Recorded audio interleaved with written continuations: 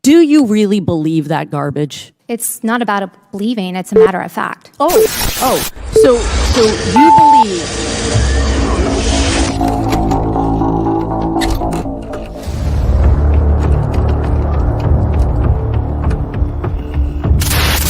Well, nobody else can make a decision to me because I was the president. The final decision comes to the president. You know, it's easy enough for a Monday morning quarterback to say what the coach should have done after the game's over. But when the decision is up before you, and on my desk I have a motto which says the buck stops here, the decision has to be made. And so, my fellow Americans, ask not what your country can do for you. Ask what you can do for your country.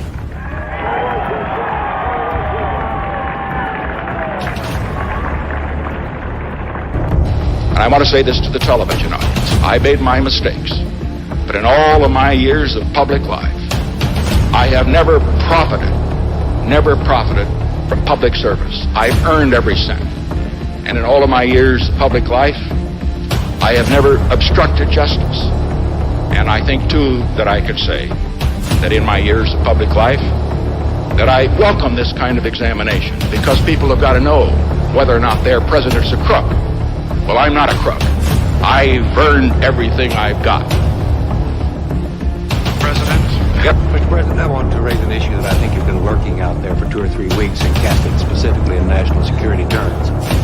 You already are the oldest president in history, and some of your staff say you were tired after your most recent encounter with Mr. Mondale. I recall yet that President Kennedy had to go for days on end with very little sleep during the Cuba Missile Crisis. Is there any doubt in your mind that you would be able to function in such circumstances? Not at all, Mr. Truitt, and I want you to know that also I will not make age an issue of this campaign. I am not going to exploit for political purposes my opponent's youth and inexperience.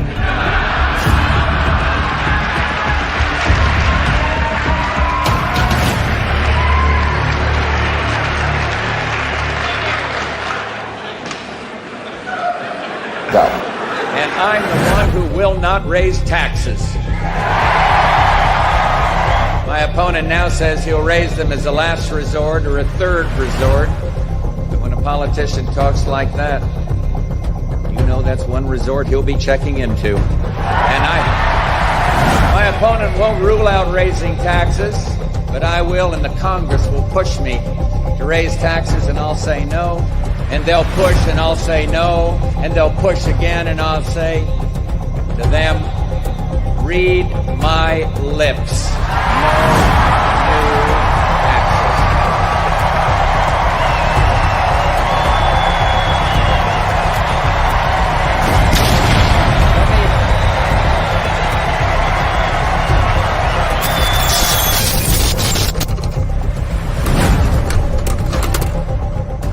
Oh, shit. Here we go again. You're full of shit. All right, thank you. No, shush. Shush.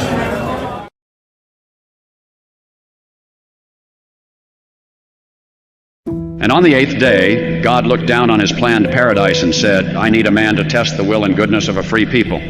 So God made a dictator. God said, I need a man who failed in everything but theft and broken promises to live in a golden palace and convince the poor he serves their needs. So God made a dictator. God said, I need a wicked man to lead the common folk with hatred and fear. So God made a dictator. God said, I need a corrupt man who is above the law and immune from justice. So God made a dictator. God said, I need a man who will use violence to seize power. So God made a dictator.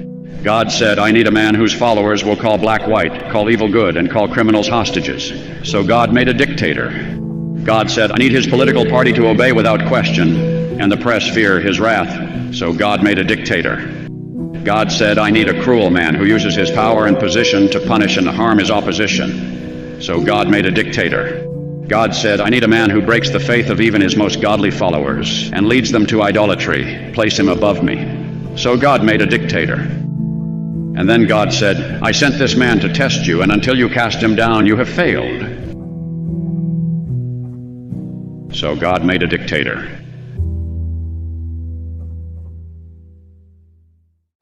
It's not our party anymore. The Republican Party that made America safer, stronger. The party that put our security and American values first. A party born to expand liberty. A party of real free markets and economic growth that starts on Main Street, not rigged giveaways and special favors. Led by men and women of honor and courage, service and sacrifice. Leaders who never talked America down. That party is dead. We know why. We know who killed it. We're conservatives, not crazies. We believe in responsibility and accountability, and following the Constitution and the law, even when we don't like the results. We don't have to agree with Joe Biden on every policy issue. We won't. And when we don't, we'll say so. But so much is at stake in this election that it's time to put country over party and America over Trump.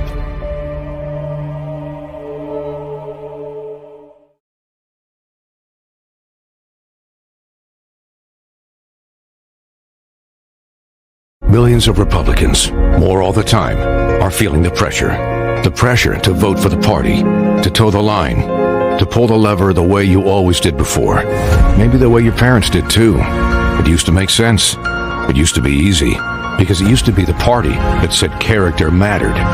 The party that was for the family. The party that believed in the vision of the founders. The party of law and order. The party of rugged individualism. The party that would never vote for a criminal. But with or without the verdict, we all knew that's exactly what Donald Trump is, a criminal. When did conservative values become about one man? When did faith go from looking upward to looking the other way? Donald Trump doesn't represent the party of Lincoln. He's not the inheritor of Reagan's legacy. Donald Trump is a virus that has torn our party to shreds. It's time to save the Republican Party by voting against it.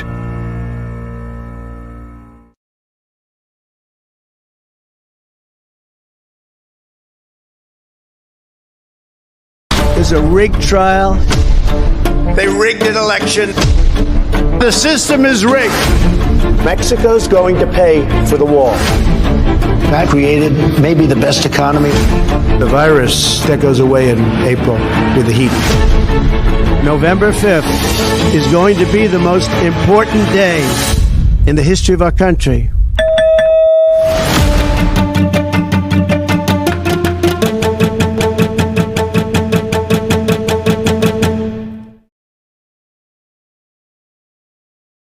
Let's see what your numbers are when this election is over. Let's see. You're a whiner. When you lost the first time, you continued, you appealed and appealed to courts all across the country. Not one single court in America said any of your claims had any merit, state or local, none. But you continue to provoke this lie about somehow there's all this misrepresentation, all this stealing. There is no evidence of that at all. And I tell you what, I doubt whether you'll accept it because you're such a whiner. The idea if you lose again, you accepting anything, you can't stand the loss. Something snapped in you when you lost the last time. This face, every day, again. Can you imagine? This face constantly on your screen, spreading lies, insanity, conspiracies, and cruelty, everywhere, all the time.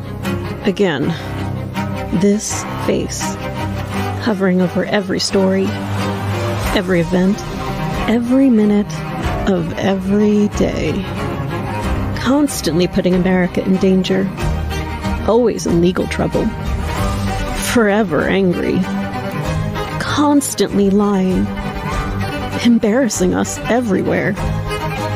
This face, and yours, every day.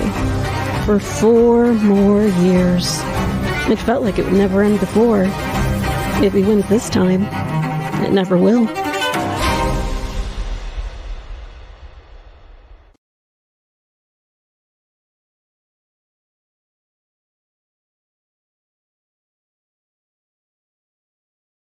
Promotional consideration paid for by the following.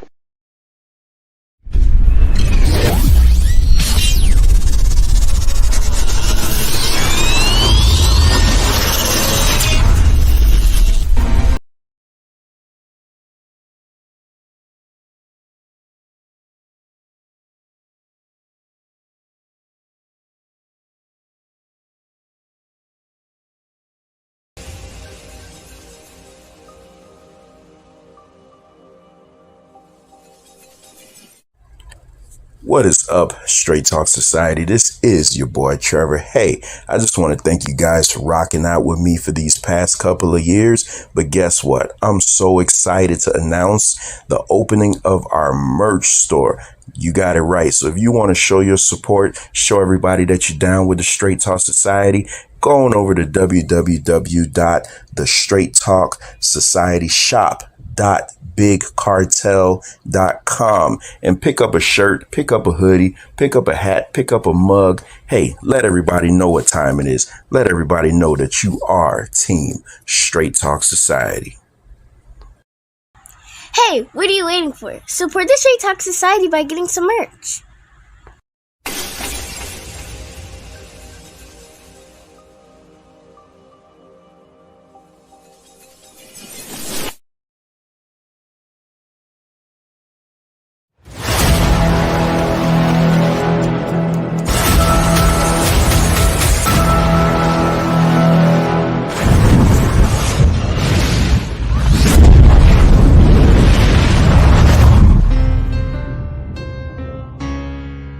In any country, prison is where society sends its failures. But in this country, society itself is failing. I'd like to punch him in the face, I'll tell you. We won the evangelicals. We won with young. We won with old. We won with highly educated. We won with poorly educated. I love the poorly educated. Niggas, you crazy. Grab him by the pussy. I did not have sexual relations with that woman. Shut your mouth, because you don't know what you're talking about. Yes, I did. Hold it, tough guy. I'm not afraid of physical. Hold it. Don't sit there and tell me I'm not. There's an old saying in Tennessee, I know it's in Texas, probably in Tennessee, that says, fool me once, shame on you. You fool me, we can't get fooled again. They're bringing drugs, they're bringing crime, they're rapists, and some, I assume, are good people. Stand back and stand by. Will you shut up, man? Last thing was Olivia Gondak. It says that I wanted to eat her pussy. Olivia Gondak. I've never said that in my life tour. I would never do that. I'm happily married. I've got more than enough to eat at home. Thank you very much. You got to come see us when you come to New York, VP Biden. I will. It's a long way until November. We got more questions. You got more questions, but I tell you, if you have a problem figuring out whether you're for me or Trump, then you ain't black. Okay. I could stand in the middle of Fifth Avenue and shoot somebody, and I wouldn't lose any voters, okay? It's like incredible. I went to an Ivy League school. I'm very highly educated. I know words. I have the best words. We now have a gun on every table. We're ready to start shooting. By the way, maybe you could inject some bleach in your arm, and that would take care of it. This is the same man. Sarcastically. That was... Even though they're trying to impeach the son of a bitch. Can you believe that? You believe that?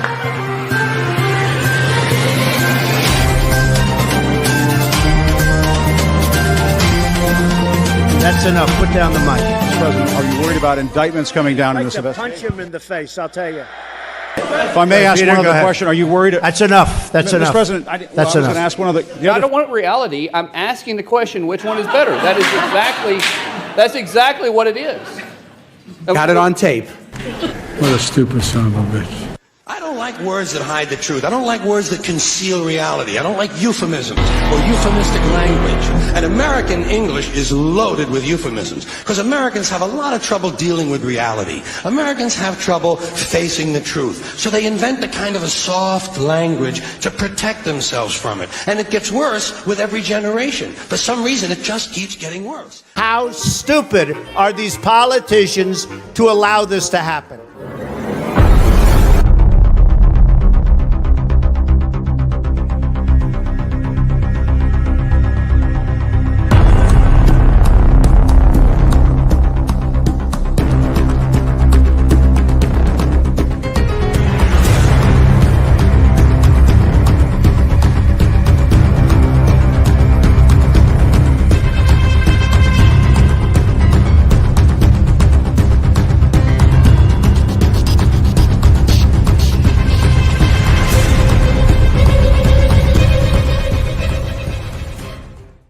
If you want to run your mouth, we can be two consenting adults. We can finish it here.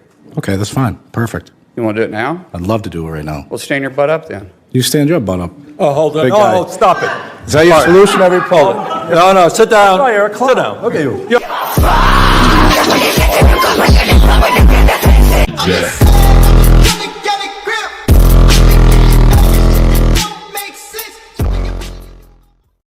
You're saying it's a falsehood, and they're giving Sean Spicer, our press secretary, gave alternative facts. Alternative facts. Alternative facts. Alternative facts.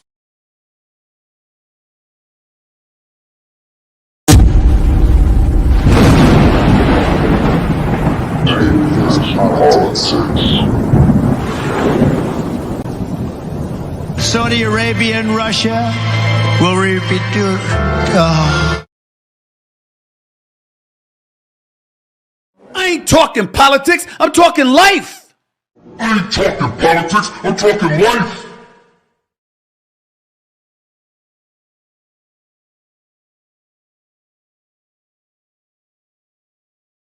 In the courtroom, we see Donald Trump for who he is. He's been convicted of 34 felonies, found liable for sexual assault, and he committed financial fraud.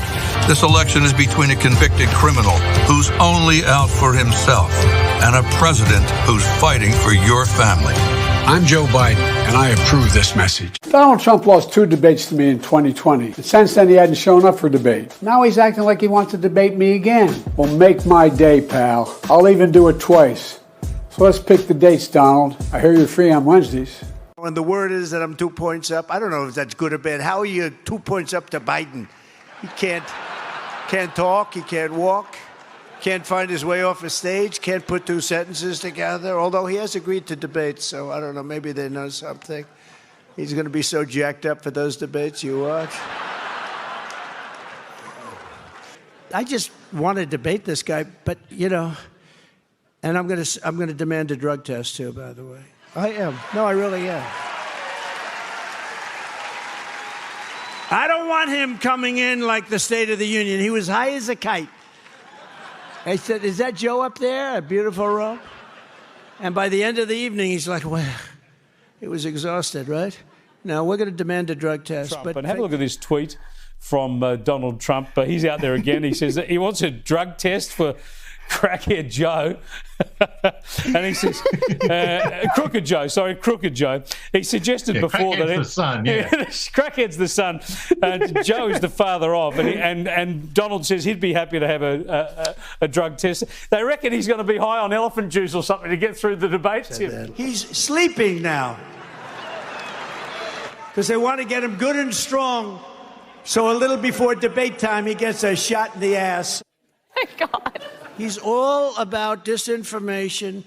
Pilots come in, he said, I used to fly a plane. Truckers come in, I used to drive a truck. People come in from Minnesota, I used to live in Minnesota. Right? He is so full this guy. Terrible. President Joe Biden and former President Donald Trump will face off in their first 2024 presidential debate. Nobody's going to be watching the debate on Thursday night, right? Nobody? Will anybody be watching? Trump is spending part of his weekend on the campaign trail, rallying with voters in Philadelphia. His team says campaigning is how he preps for debate. He said he is meeting informally with advisors and members of Congress to talk about inflation and immigration. President Biden, meanwhile, is hunkered down at Camp David with intense prep sessions and mock debates. How is debate prep going? The Biden team says he's trying to focus Thursday night's debate on abortion rights and Trump's attempt to undermine democracy. It was the first in-person showdown of the election season. There was no handshake as Democratic President Joe Biden and former President Donald Trump, a Republican, took the stage for tonight's presidential debate in Atlanta. Well, it was the debate we were all waiting for, and really what the audience wanted to see today was if the 81-year-old President Joe Biden could get through it without making enormous mistakes.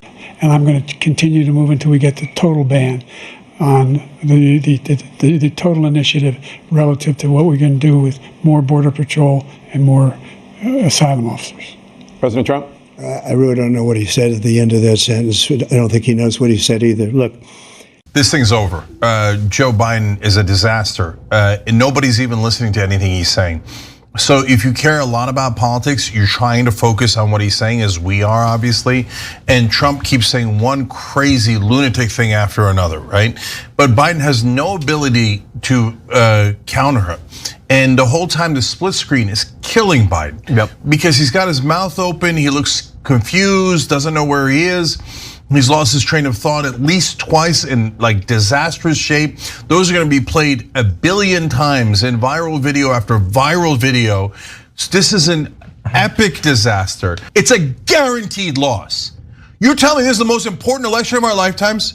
You're telling me that democracy's on the line? And you're gonna put on a guy who can't even talk, who can't even sit there and look normal.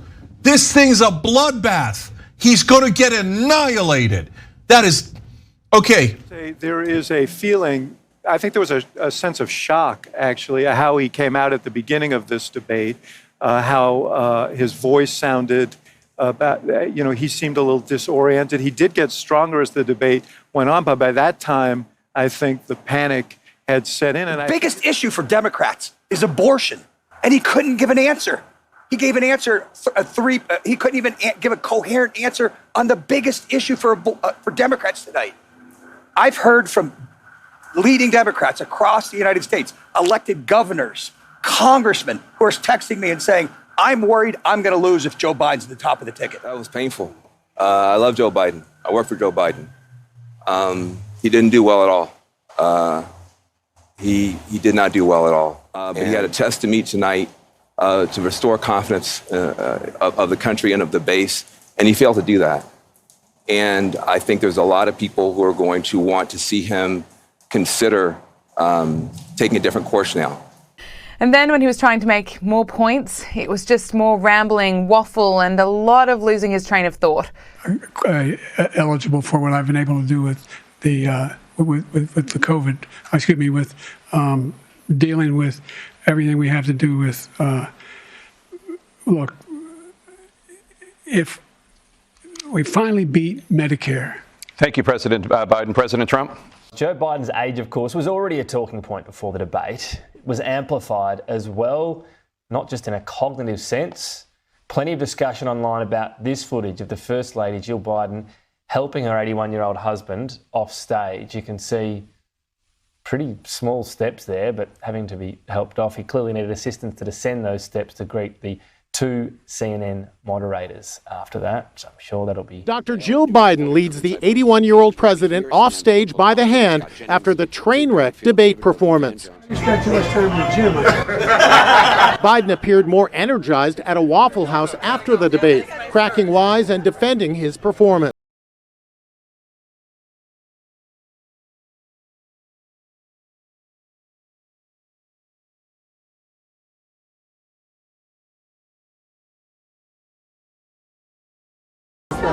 Joe, you did such a great job. You answered every question. And Dr. Jill was cheerleader-in-chief with supporters at a watch party. And let me ask the crowd, what did Trump do? Why? Now some say it's up to her and others close to him to persuade Biden to end his bid for a second term. How long do we continue to act like that we didn't see what we just saw last night?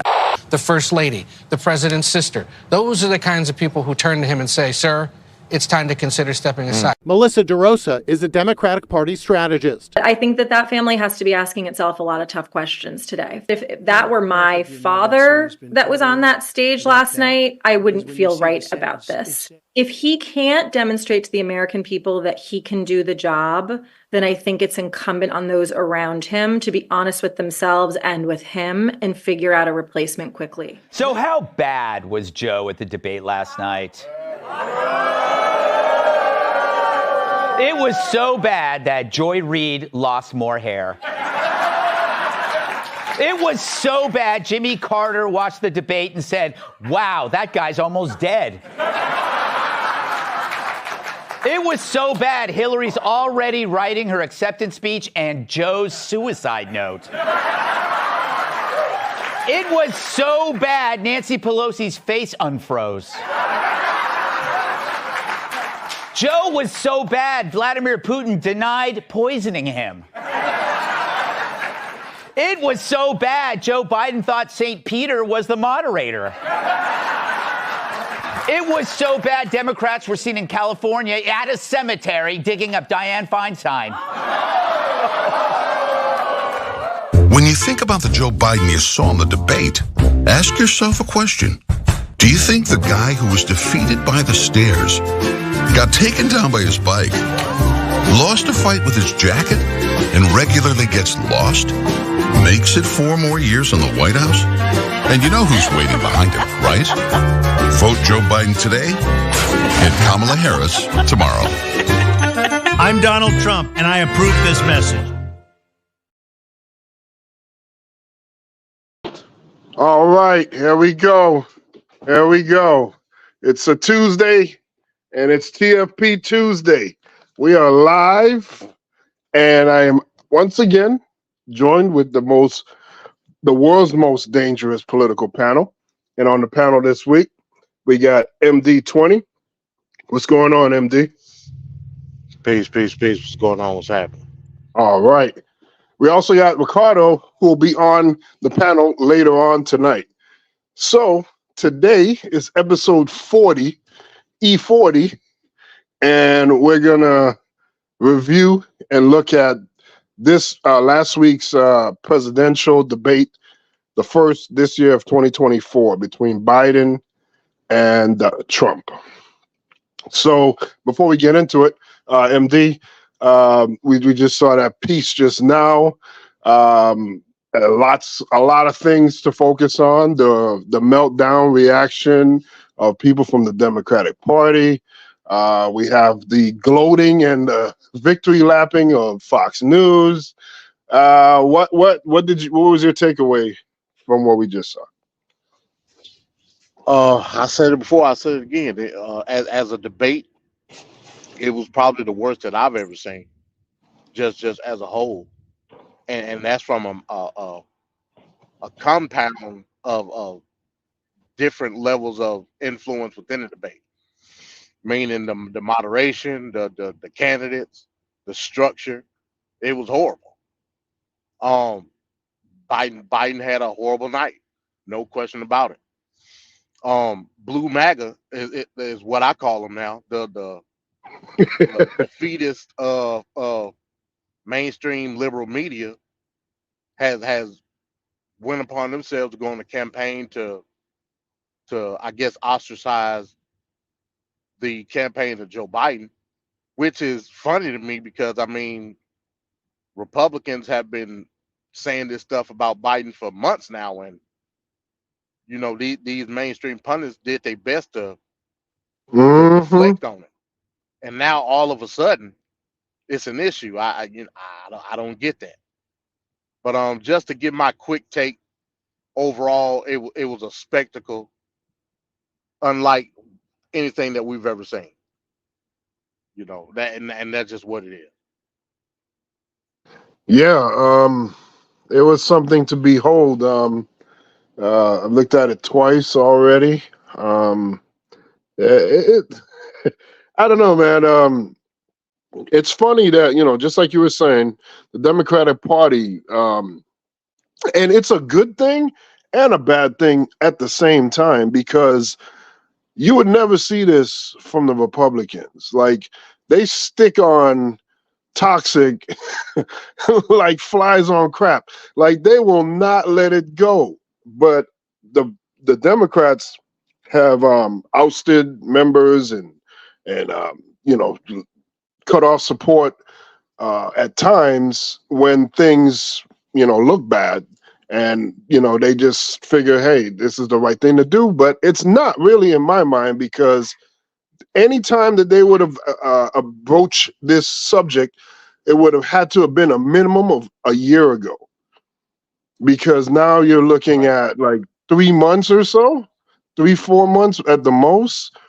I mean, who's going to come out of the Democratic world and raise money and get known by every young punk 20 some odd year old that wasn't paying attention, and then they're like, I'm gonna go and vote. And the most notable name is going to be Donald Trump because they've heard his name for so long. Whoever this person is that they're trying to put up, we're going to be learning about them. Chances are. So it's a bad position to be in. At this point, you just got to hunker down. If he was like Weekend at Bernie's, that's what you latched on to. You got to keep going with Bernie. Right.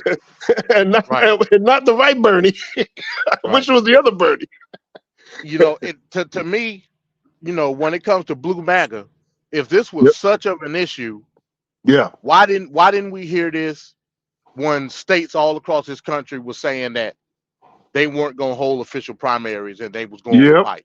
We heard nothing. Why wasn't this an issue last year when the Trump campaign put out the information talking about Biden's cognitive issue? We heard nothing from the blue MAGA media. I'm not saying that it's an issue for me because, again, to reiterate what you said, Venkat, I don't give a damn if they roll Biden out in the coffin, give him a couple of pints of virgin blood, and he signed a bill into law, then he get back in the coffin, they roll him back out. I don't care at this point. Because my issue is not, and I'm not a Biden supporter per se. Everybody knows that. I'm a independent. Hell, some people would call me a Republican. That's fine if you want to do that. One thing that I'm not is a Trump supporter. And whoever it may be, I'm going with them to spite Trump. That's just what it is. So in an instance where you're looking at it from a projection aspect, this should have been handled a long time ago. Not only from the Democratic National Committee, but from the mainstream media that pushes that ideology. But we have heard nothing until the debate. That's baffling to me. Baffling. Yeah, it's deeply troubling. Right. We've seen episodes with Biden like this numerous times before the debate. and seeing MSNBC, CNN had nothing to say about it. So I'm confused as to what the position is now and how it changed all of a sudden. It's weird to me. Yeah, because nothing on that stage was new. I've heard him sound like that before. I mean, he in the video that we looked at, someone said, "Are you sick or do you have like a cold or something?" He's like, he had a sore throat. But I've heard him sound like that before. I've heard and you could hear the stammers and all that stuff simultaneously going off. So yeah, again, he has all these negatives on it against him. Old age, stuttering, and then if you want to throw the cognitive stuff in there as well. So it's just weird that you would force a candidate like this onto voters, especially when the stakes are so high with the other side, with Donald Trump. So that's very disappointing. And this feels like Democrats 2016 when they screwed over Bernie Sanders, and they're like, shut up. This is what you're gonna get. Forget about it. We're not even gonna talk. And it may bite them in the ass, but I'm hoping that they could get past this. But even if they get past this, I feel like the Democratic Party's going to be running out of options, and I think the next presidential campaign, the Republicans are going to be a shoo-in to win that. Even if Trump loses this one, it's going to be hard for the Democrats to come back unless they have a spectacular ass candidate, which I don't know if that's possible. Well, that's fine by me. I don't have an issue with that because, again, a lot of the parameters in which the Democratic Party is running their campaign on now, I don't believe that they would run with any other candidate. So that's fine. That's fine if they get disillusioned. The only thing that I'm worried about now is everybody being in uniformity when it comes to not electing Trump. That's all I care about. If we go back to Republican status quo after that, hey, it is what it is. You know what I'm saying? It is what it is. I can deal with that. Right. Because there's debate to be had. I know from a baseline standpoint, it will be some sort of bipartisan agreements being had. There is no such thing to be had under the auspices of MAGA. It just ain't. So, from that aspect, if we get another Republican in come 2028, so be it. I can deal with it. I can't deal with this. Right. Yeah, we're about to get into the debate itself. But one thing that is also striking from both ends is, it shouldn't be a surprise. Okay, Biden has some struggles with the talking and the presentation of a debate. But then also on the other flip side, you think back to January and the State of the Union, and you saw the performance there and how strong it was. Even Trump alluded to it in the piece that we looked at. But one difference is that the State of the Union, there was a teleprompter. And with the debate setting, it was no teleprompter. So maybe that was the difference. But again, what explains his voice the way it sounds? It's just weird. He must have been sick at some level, I think. So he's had a groveling voice for a while though. Yeah. Even at the State of the Union, he had a groveling voice. Hey, yeah. Man, listen, man. Let's stop playing with it. He's old. Like what do you want him to like? I'm trying to figure out like what do people expect from an 81-year-old person? I'm not understanding what's going on here. If this was your issue, this should have been your issue months ago, but it wasn't. So at this point, I don't want to hear the bitching and complaining. Yeah. Like you said, we got to hunker down and be in uniformity with a common cause, which is eliminating Trump. Like I'm not understanding what the issue is. I just don't understand it. It's a cowardly thing, though. I mean, because that meant that those Democrats felt this way a year ago, 2 years ago, and once they saw the imploding of Biden last Thursday, that made in their mind, I guess, that made them have a green light to speak out. Yeah, because they saw opening to attack. Yeah, especially with people like Chink Uger, like the most leftist of the leftist socialists. That's blue MAGA. Chink Uger is blue MAGA. 100%. Like he had the Birdman hands and grinning from ear to ear like a Cheshire cat when Biden was on that stage. I can only imagine it, because Chink Uger's position is a position that supersedes any baseline ideology when it comes to the Democratic Party. People like him, people like what's another blue MAGA? I don't know if you know who Kyle Kalinske is. People like that. These are the blue MAGAs that are extreme leftist progressives that look at. I'm just being honest, Bankat. I hear you. That look at a position that outweighs the status quo of Democratic ideological thinking. And this is not the time to be that person. That's why I got an issue with these. I think the whole Palestine thing has ran its course for the time being, because we have bigger fish to fry in this country. That's just a fact. So I'm sick of the whole pro-Palestine and talking about Biden with the foreign policy. Hey, look, man, you think it's bad under him? Let Trump get in. Oh boy, it won't be a Palestinian. It just won't.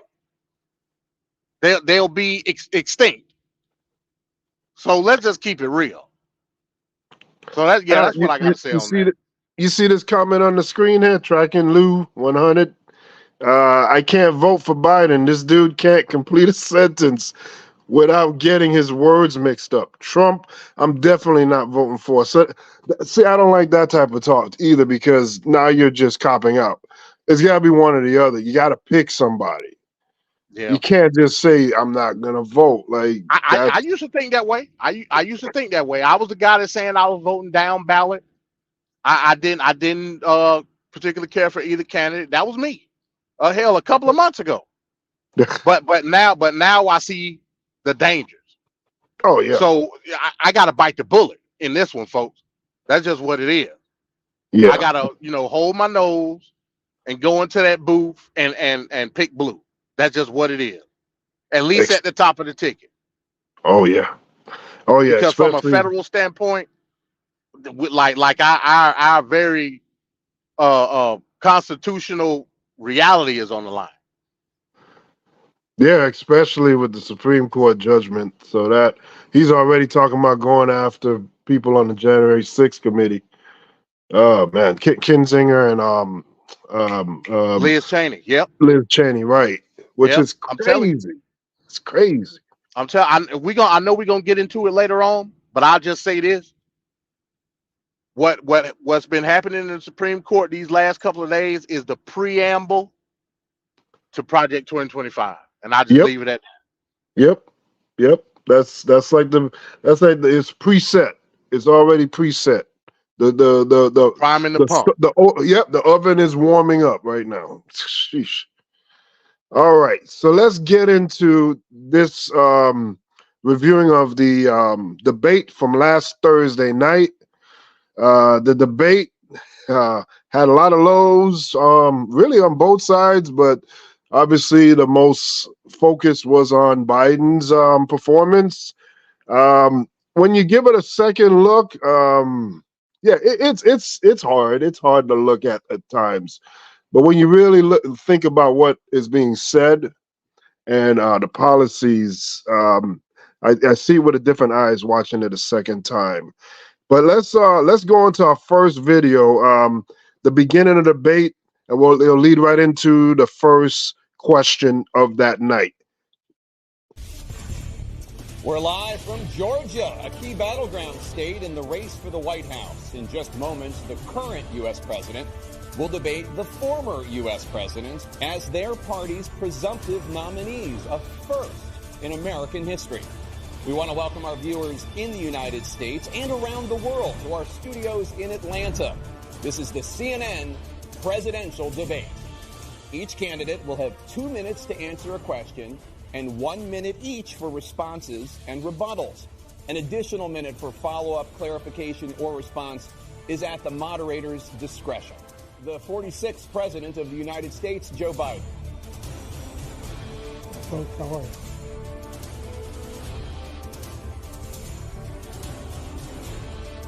Great to be here. Thank you. And please welcome the 45th President of the United States, Donald Trump.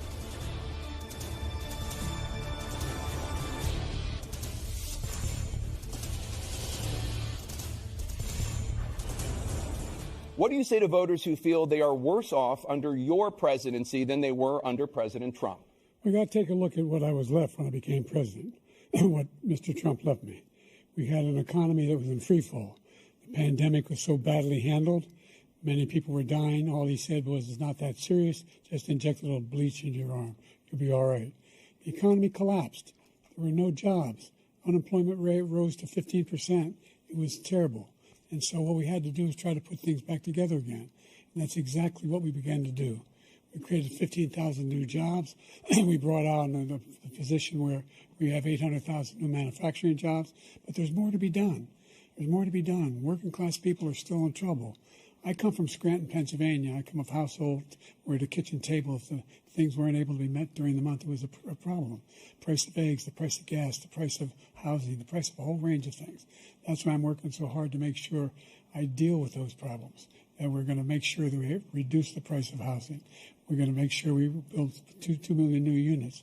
We're going to make sure we cap rents so corporate greed can't take over. The combination, what I was left with in corporate greed, is the reason why we're in this problem right now. In addition to that, we're in a situation where if you take a look at all that was done in his administration, he didn't do much at all. By the time he left, things were in chaos, literally chaos. And so we put things back together. We created, I said, those jobs. We make sure we had a situation where we now we brought down the price of prescription drugs, which is a major issue for many people, to $15 for a insulin shot as opposed to $400. No senior has to pay more than $200 for any drug, all the drugs they can include beginning next year.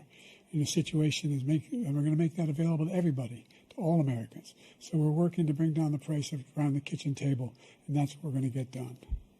Thank you. President Trump? We have the greatest economy in the history of our country.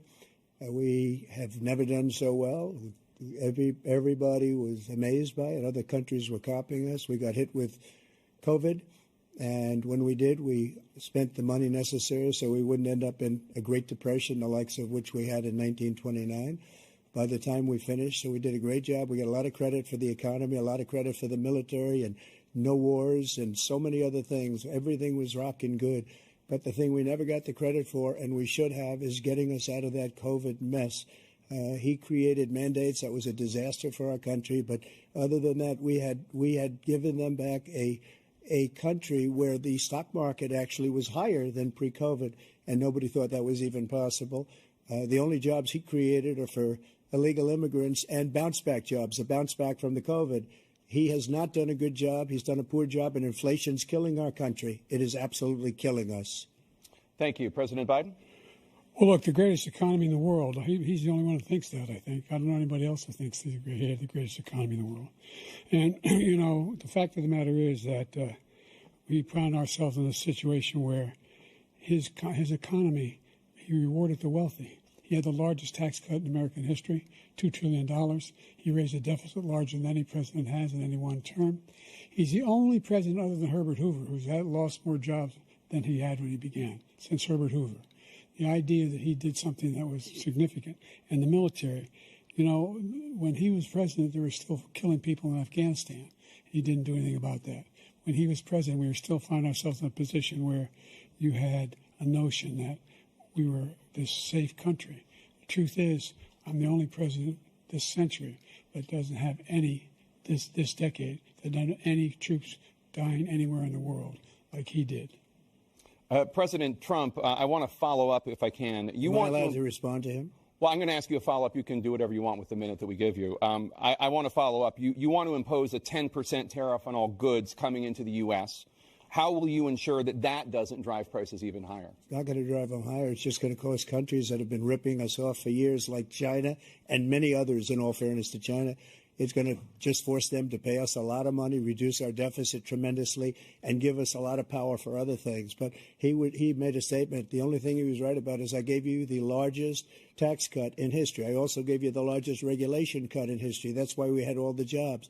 And the jobs went down, and then they bounced back, and he's taking credit for bounce-back jobs. You can't do that. He also said he inherited 9% inflation. Now, he inherited almost no inflation, and it stayed that way for 14 months. And then it blew up under his leadership because they spent money like a bunch of people that didn't know what they were doing. And they don't know what they were doing. It was probably the worst administration in history. There's never been. And as far as Afghanistan is concerned, I was getting out of Afghanistan, but we were getting out with dignity, with strength, with power. He got out. It was the most embarrassing day in the history of our country's life. All right. There we go. That's the first first question out of the debate. MD, what did you think what was said during that exchange? So this set up what the debate was going to be. They asked Biden about the economy, and he started going off with stats. Right now, he did misspeak, you know, a couple of times in that particular question. He said, corrected at least one of them, though. He corrected, right. He initially said that he had lowered insulin prices to 15. It was actually 35. We all know that. It was a mishap. He said that he, you know, initially he had created 15,000 jobs. That was incorrect. It was actually 15 million. They turned around, asked Trump the same question. Trump said verbatim, we had the greatest economy to ever exist, something like that. No statistical breakdown, nothing. I just supposed to go off of him saying that we had the greatest economy, which we didn't. Then COVID hit, and then he didn't explain what happened to the economy when COVID hit. Now, when they went back to Biden and then went back to Trump, he said that he inherited almost zero inflation. The reason he inherited almost zero inflation because there was no economy.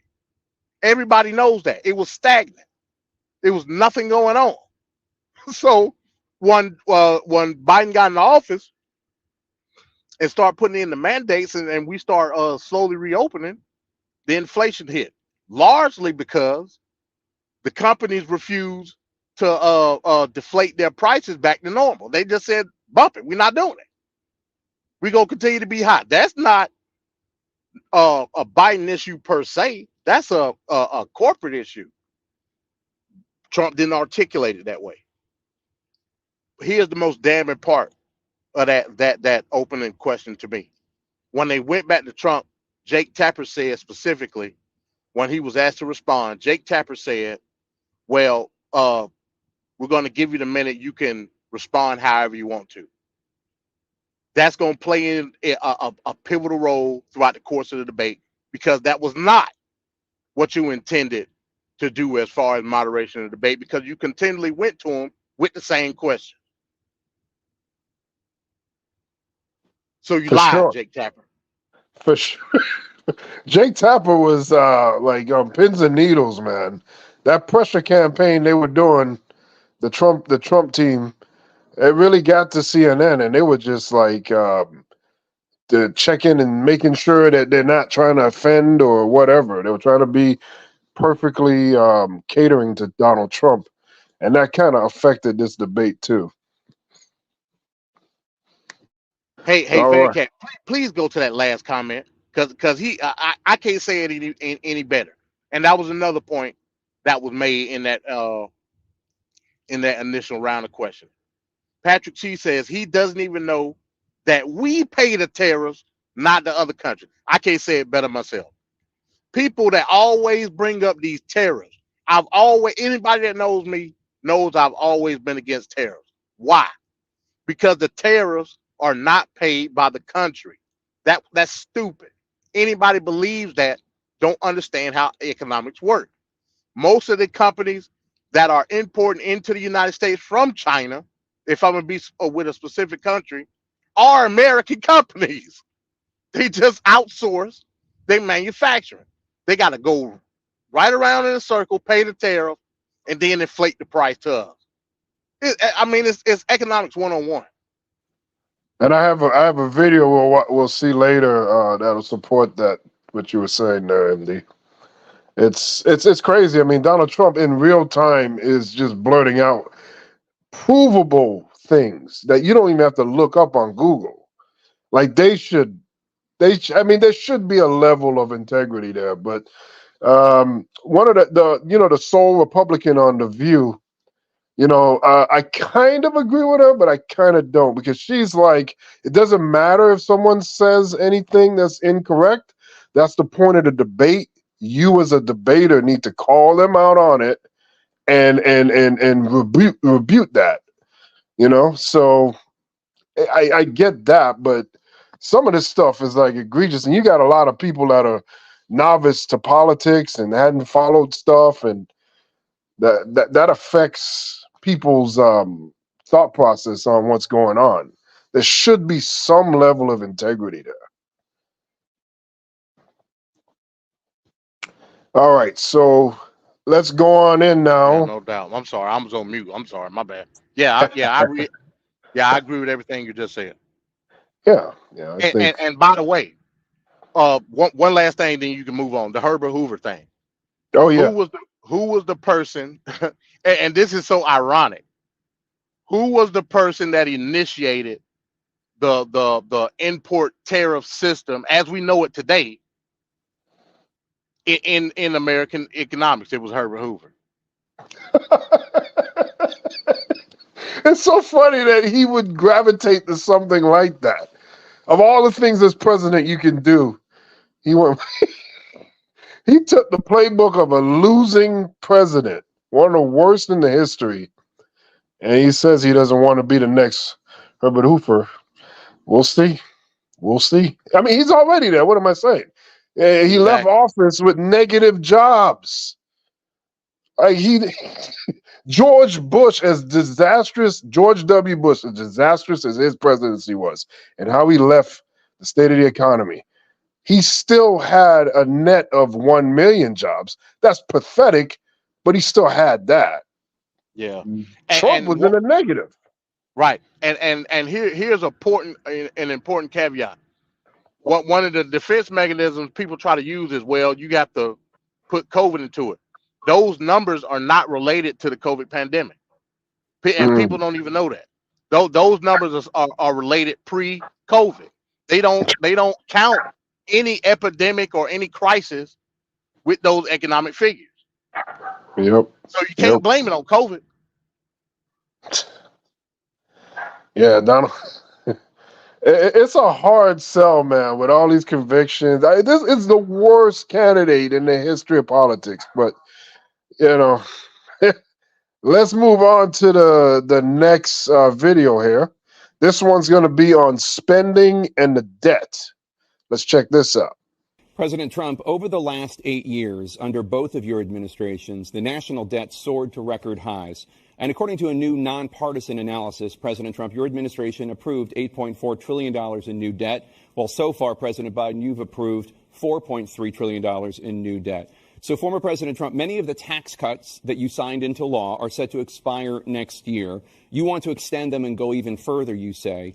With the U.S. facing trillion-dollar deficits and record debt, why should top earners and corporations pay even less in taxes than they do now? Because the tax cuts spurred the greatest economy that we've ever seen just prior to COVID. And even after COVID, it was so strong that we were able to get through COVID much better than just about any other country. But we spurred, that tax spurred. Now, when we cut the taxes, as an example, the corporate tax was cut down to 21% from 39%, plus beyond that. We took in more revenue with much less tax, and companies were bringing back trillions of dollars back into our country. The country was going like never before, and we were ready to start paying down debt. We were ready to start using the liquid gold right under our feet, the oil and gas right under our feet. We were going to have something that nobody else has had. We got hit with COVID. We did a lot to fix it. I gave him an unbelievable situation with all of the therapeutics and all of the things that we came up with. We gave him something great. Remember, more people died under his administration, even though we had largely fixed it.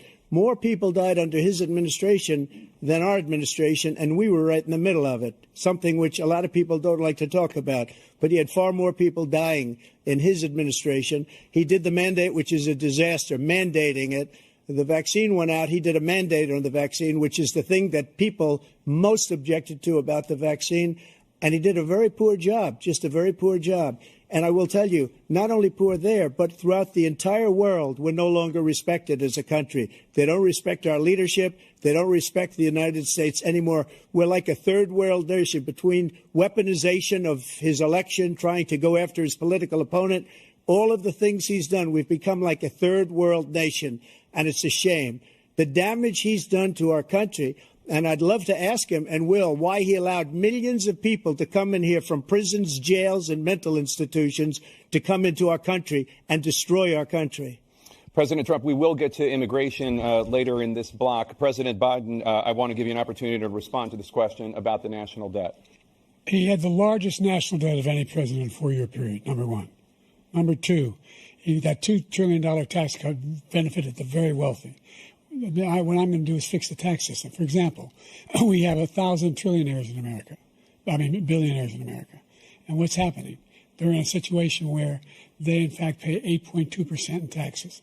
If they just paid 24%, 25%, either one of those numbers, they'd raise $500 million, billion dollars, I should say, in a 10-year period.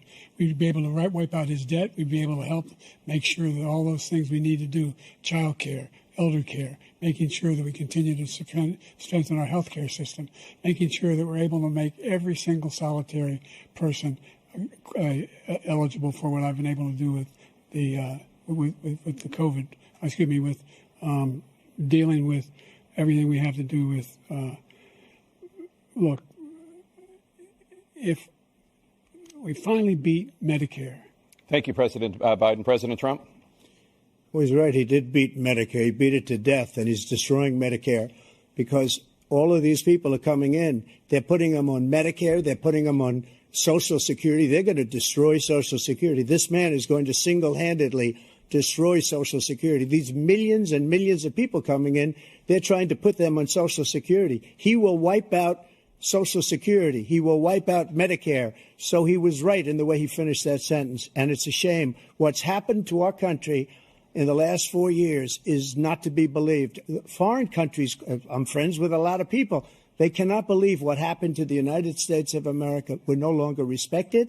They don't like us. We give them everything they want, and they think we're stupid. They think we're very stupid people.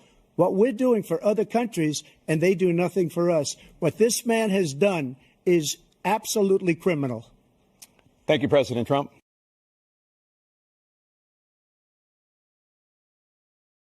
Okay, there we go. So that video, they talked about debt and spending. MD, what were your takeaways on that video? What stood out to you there? I think Biden did an excellent job in his rebuttal round in the beginning, explaining what happened under Trump. Listen, the Tax Cuts and Job Act did nothing for the middle class. The very people that he touts and basically molds into MAGA maniac. It did nothing. All it did was raise the deficit. Now, again, everybody knows my position when it comes to deficit. I don't take a special account into the deficit because I understand why it's needed for the economy. With that being said, the fact that we know from in a 3-year span, Trump had a net negative in job creation versus him giving trillions of dollars of tax cuts to corporations and conglomerates equals huge deficit. That's just what it is. If you could put two and two together, you could clearly see that his main focal point was to get favoritism toward the companies in exchange for massive tax cuts. Because when it comes to the Tax Cuts and Jobs Act, he did one half of what that bill say. He did the tax cuts, didn't do the jobs. Because he in his mind, it was to his belief that based on and that goes back to the old Reagan, and the people try to distance him from Reagan, which is stupid. That's that whole Reaganomics trickle down theory, which Crazy. don't work. Crazy. Yep, It not just at all. don't. You know what I'm saying? Now, if from my vantage point, I argue that the people are the ones that dictate the success of the company. That now that's just me. People will argue that another show. You know what I'm saying? But from the aspect of how we look at fiscal conservatism, it does not work at all. It just don't. The reason that it doesn't work is because you're giving an advantage to a certain class in the promise that they'll do something for you, but they don't have to do it, and that clearly showed it under Trump. Double the deficit spending as Biden. How? Biden had the infrastructure bill, the Chips and Science Act, all these things that you would think would be massive deficit spending. But yet somehow we sitting here talking about Trump doubling Biden's Biden. deficit spending. How was that even possible? Donald Trump spent $8 trillion. Joe Biden spent $4 trillion. That's crazy. That's crazy. So Yeah. you mean to tell me you spent all this amount of money during COVID with Operation Warp Speed and all that? I doubt it. Exactly. Yeah, did it cost a lot of money to develop? Of course it did. But we talking about within a Not even a whole 12-month span, because hell, really, COVID didn't kick off to what, March? Right. So really, Right. we're talking about within a 9-month span. You want me to believe that you spent all this amount of, nah, bro, I'm not going for it. And nor should the American people. And it shouldn't be surprised. I mean, look at the history of Donald Trump in his own life. He hasn't been the wisest spender, and he hasn't been the smartest businessman. If it wasn't for the fact that the bank said, hey, his brand is probably the best thing we can get out of the buildings and whatnot, instead of repossessing when he was doing bankruptcy in the 80s. They just said, hey, just let it stay on there, because his property was just worthless at the time. I mean, he's lucked into a lot of situations, but ultimately, how are you going to be a casino owner and lose? How do you lose? The house always wins. You should not be going bankrupt. Well, the issue was it was the wrong house that was winning. I'll be bringing an excerpt. I'll be bringing an excerpt to another book that I'm gonna do on the book club called Trump Russia. It explains everything that you just said. Yeah. It explains, and it gives the reason why the House of Cards went down on top of Trump in the 80s and the 90s. It explains it verbatim. Wow. Yeah. Yeah. Especially dealing with Taj Mahal in Atlantic City. Yep. All right. So we're gonna go into the next video from the debate, and this one is gonna be the black community portion of the debate when they address black voters' concerns. So let's see how this went. President Biden, while black unemployment dropped to a record low under your presidency, black families still earn far less than white families. Black mothers are still 3 times more likely to die from pregnancy-related causes, and black Americans are imprisoned at 5 times the rate of white Americans. What do you say to black voters who are disappointed that you haven't made more progress? They acknowledge they made a lot of progress, number one. The fact of the matter is there's more small black businesses that have been started than any time in history. Number two, the wages of black unemployment is the lowest level it's been in a long, long time. Number three, we're providing housing for black Americans and dealing with the segregation that exists among these corporations that collude to keep people out of their houses. And in addition to that, we find that the impact on the choice that black families have to make relative to child care is incredibly difficult. When we did the first major piece of legislation in the past, I was able to reduce black child care costs. I cut them in half. We got to make sure we provide for child care costs. We got to make sure, because when you provide those child care protections, you increase economic growth because more people can be in the job market. What do you say to black voters who are disappointed with the progress so far? I say I don't blame them for being disappointed. Inflation is still hurting them badly. For example, I provided for the idea that any black family, first-time home buyer, should get a $10,000 tax credit to be able to buy their first home so they can get started. I made sure that we're in a situation where all those black families and those black individuals who provided had to take out student loans that were ballooning, that if they were engaged in nursing, doctor, and anything having to do with volunteerism, if they paid their bills for 10 years on their student debt, all the rest is forgiven after 10 years. Millions have benefited from that. And we're going to do a whole lot more for black families. Thank you, President Trump. And he caused the inflation. He's blaming inflation, and he's right, it's been very bad. He caused the inflation, and it's killing black families and Hispanic families and just about everybody. It's killing people. They can't buy groceries anymore. They can't. You look at the cost of food where it's doubled and tripled and quadrupled. They can't live. They're not living anymore. He caused this inflation. I gave him a country with essentially no inflation. It was perfect. It was so good. All he had to do is leave it alone. He destroyed it with his Green New Scam and all this money that's being thrown out the window. He caused inflation. As sure as you're sitting there, the fact is that his big kill on the black people is the millions of people that he's allowed to come in through the border. They're taking black jobs now.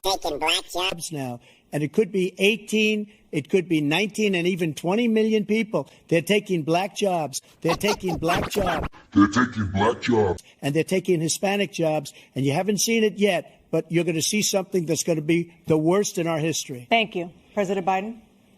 There was no inflation when I became president. You know why? The economy was flat on its back.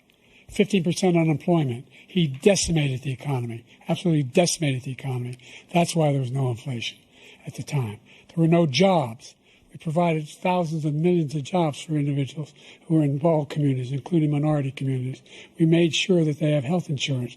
We have covered, the ACA has increased. I made sure that there are $8,000 per person in a family to get written off for health care.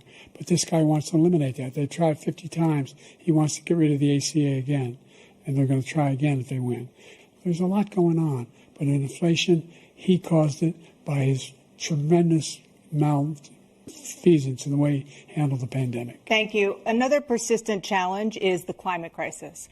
2023 was the hottest year in recorded history, and communities across the country are confronting the devastating effects of extreme heat, intensifying wildfires, stronger hurricanes, and rising sea levels. Former President Trump, you've vowed to end your opponent's climate initiatives, but will you take any action as president to slow the climate crisis? Well, let me just go back to what he said about the police, how close the police are to him. Almost every police group in the nation from every state is supporting Donald J. Trump. Almost every police group. And what he's done to the black population is horrible, including the fact that for 10 years he called them super predators. We can't, in the 1990s, we can't forget that. Super predators was his name, and he called it to them for 10, and they've taken great offense at it, and now they see it happening. But when they see what I did for criminal justice reform and for the historically black colleges and universities, where I funded them and got them all funded, and the opportunity zones with Tim, as you know, Tim Scott was incredible. He did a great job, great senator from South Carolina. He came to me with the idea, and it was a great idea. It's one of the most successful economic development acts ever in the country, opportunity zones. And the biggest beneficiary are blacks. And that's why we have the best numbers with them in maybe ever. They're saying ever. I read this morning where ever, the best numbers.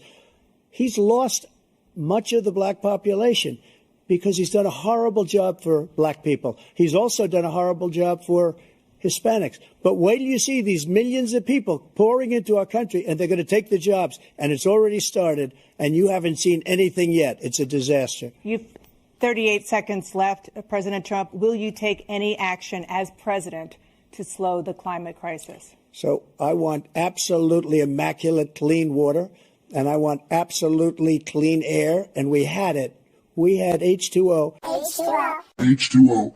We had the best numbers ever, and we were using all forms of energy, all forms, everything. And yet, during my 4 years, I had the best environmental numbers ever. And my top environmental people gave me that statistic just before I walked on the stage, actually.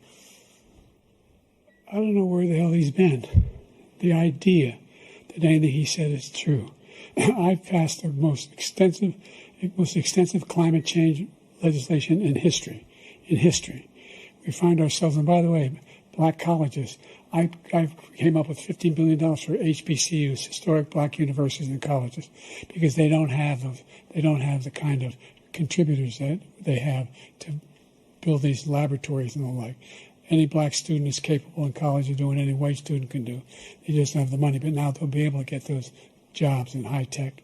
We're in a situation where the idea that he is claiming to have done something that had the cleanest water, he hadn't done a damn thing for the environment. He pulled out of the Paris Climate Accord. I immediately joined it Because if we reach 1.5 degrees Celsius at any one point, there's no way back. The only existential threat to humanity is climate change. And he didn't do a damn thing about it. He wants to undo all that I've done. The Paris Accord was going to cost us $1 trillion, and China nothing, and Russia nothing, and India nothing. It was a ripoff of the United States. And I ended it because I didn't want to waste that money because they treat us horribly. We were the only ones. It was costing us money. Nobody else was paying into it. And it was a disaster. But everything that he said just now, I'll give you an example. I heard him say before insulin. I'm the one that got the insulin down for the seniors. I took care of the seniors. What he's doing is destroying all of our medical programs because the migrants coming in, they want everybody. And look, I have the biggest heart on the stage. I guarantee you that. And I want to take care of people. But we're destroying our country. They're taking over our schools, our hospitals, and they're going to be taking over Social Security. He is destroying Social Security, Medicare, and Medicaid. The idea is that we, in fact, we were the only ones of consequence who were not members of the Paris Accord. How can we do anything if we're not able to, the United States can't get its under control? One of the largest polluters in the world, number one. We're making significant progress. By 2035, we will have cut pollution in half. We have made significant progress, and we're continuing to make progress. We set up a climate corps for thousands of young people who will learn how to deal with climate, just like the Peace Corps. And we're moving in directions that are going to significantly change the elements of cause of pollution. But the idea that he claims that he has the biggest heart up here and he's really concerned about pollution and about climate, I've not seen any indication of that. And by the way, with regard to prescription drugs, one company agreed that they would reduce the price to $35, which I was calling for, one, voluntarily. I made sure every company in the world, every pharmaceutical company, cannot have to pay. Thank you. All right. There's the video on the black community. MD, what did you take away from this video? All right, I'll leave the elephant in the room for last. I'll go to like the latter part of the video. Did you notice? And we played two clips now. Again, besides Biden's elderly mishaps, you've noticed he's pretty much stayed on topic for what the moderators have pulled the questions to. You noticed in regards to climate change, Biden gave a concise, stat-based answer. Trump talked about immigrants some type of way. They went back to Biden. Biden continued to talk about climate change via the Paris Accord. That's how you do a debate in regards to the substance of the matter. Now, Venkat, what is a black job?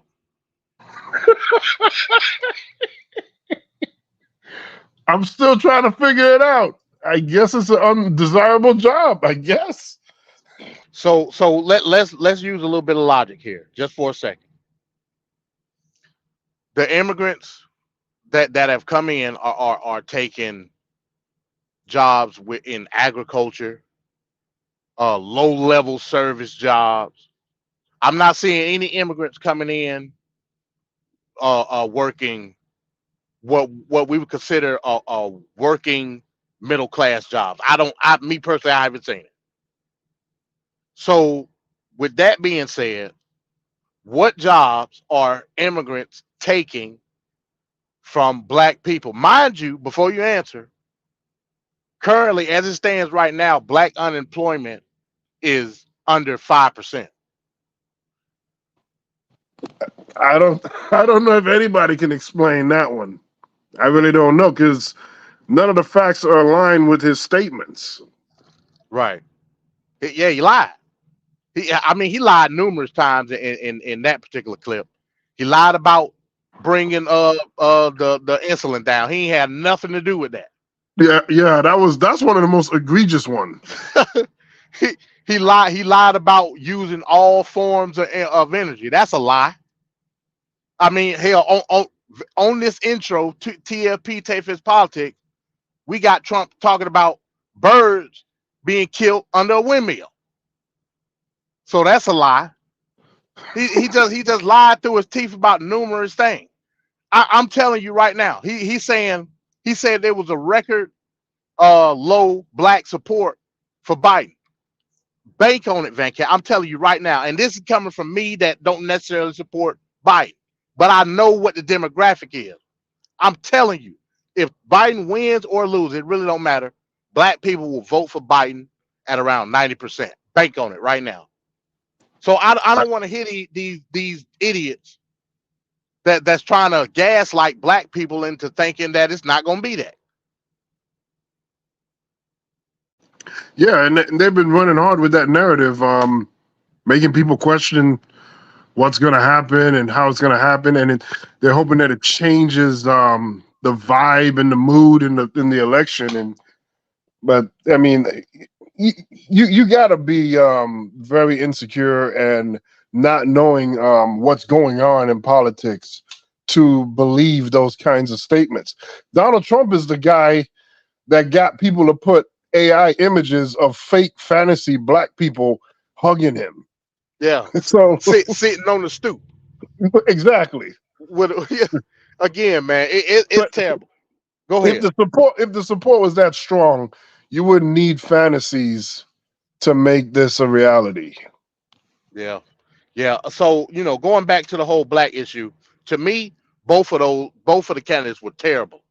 First of all, Biden, he listed a whole bunch of policies and trying to generalize them to black people. That was insulting. It just was. You know what I'm saying? Talking about the student loan debt and the child care, like you basically generalized what the black community needs. I mean, yeah, at the end of the day, we all Americans. We need all the policy. But the fact that you generalized general policy and equated it to black plight is an issue. And it also tells me that you really ain't got no policy for black folk. Let's just keep it real. 100. So you just listed a whole bunch of stuff that you thought was an issue for black people in regards to why black folks ain't got no money. You know what I mean? And then Trump turned right around. See, if Trump was smart, he would have destroyed Biden right then and there. You know what I'm saying? From a racial aspect, he would have. But Trump don't know no better. He gonna play right into it with the whole black jobs thing. Play right into it because he was waiting to use that opportunity to go back into immigration. It seems like that's his go-to butter. He just loves to go to immigration, man. Yeah. Just loves it. Shame, man. All right. One more thing. Just yeah. Just a caveat in regard, because it's perfect for this particular segment.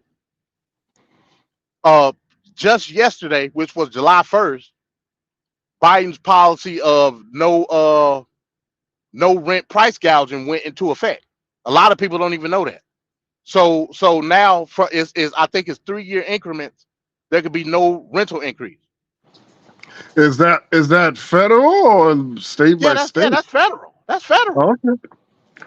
Okay, that's good. Oh yeah, I didn't. As a renter, that's great for me. Oh yeah. That's a huge. But again, that's the problem right there. That Biden, the Democrats, the messaging, the lack of messaging. Like Donald Trump repeats, it's a lie, but he repeats the hell out of it. I mean, you are actually doing the work to get the credit for it. You know what I'm saying? Like Biden should be all over the TV talking about that. Like it's just weird. Right. Yeah. Well, that was part of the failure in the debate as well. So. Yeah. Especially he could have said that. He could have mentioned that with 50 million people watching. That would have been like your best advertisement right there for free. Yeah. Hell, if you're gonna generalize black people, you can at least say, hell, you ain't gonna raise their rent. Hell, you already done start generalizing us. That's the sweet spot. That's their comfort zone. All right. So Now we're going to another video here. This one's going to be on democracy. So let's check this out. Let's turn to the issue of democracy. Former President Trump, I want to ask you about January 6, 2021. As president, you swore an oath to, quote, preserve, protect, and defend, unquote, the Constitution.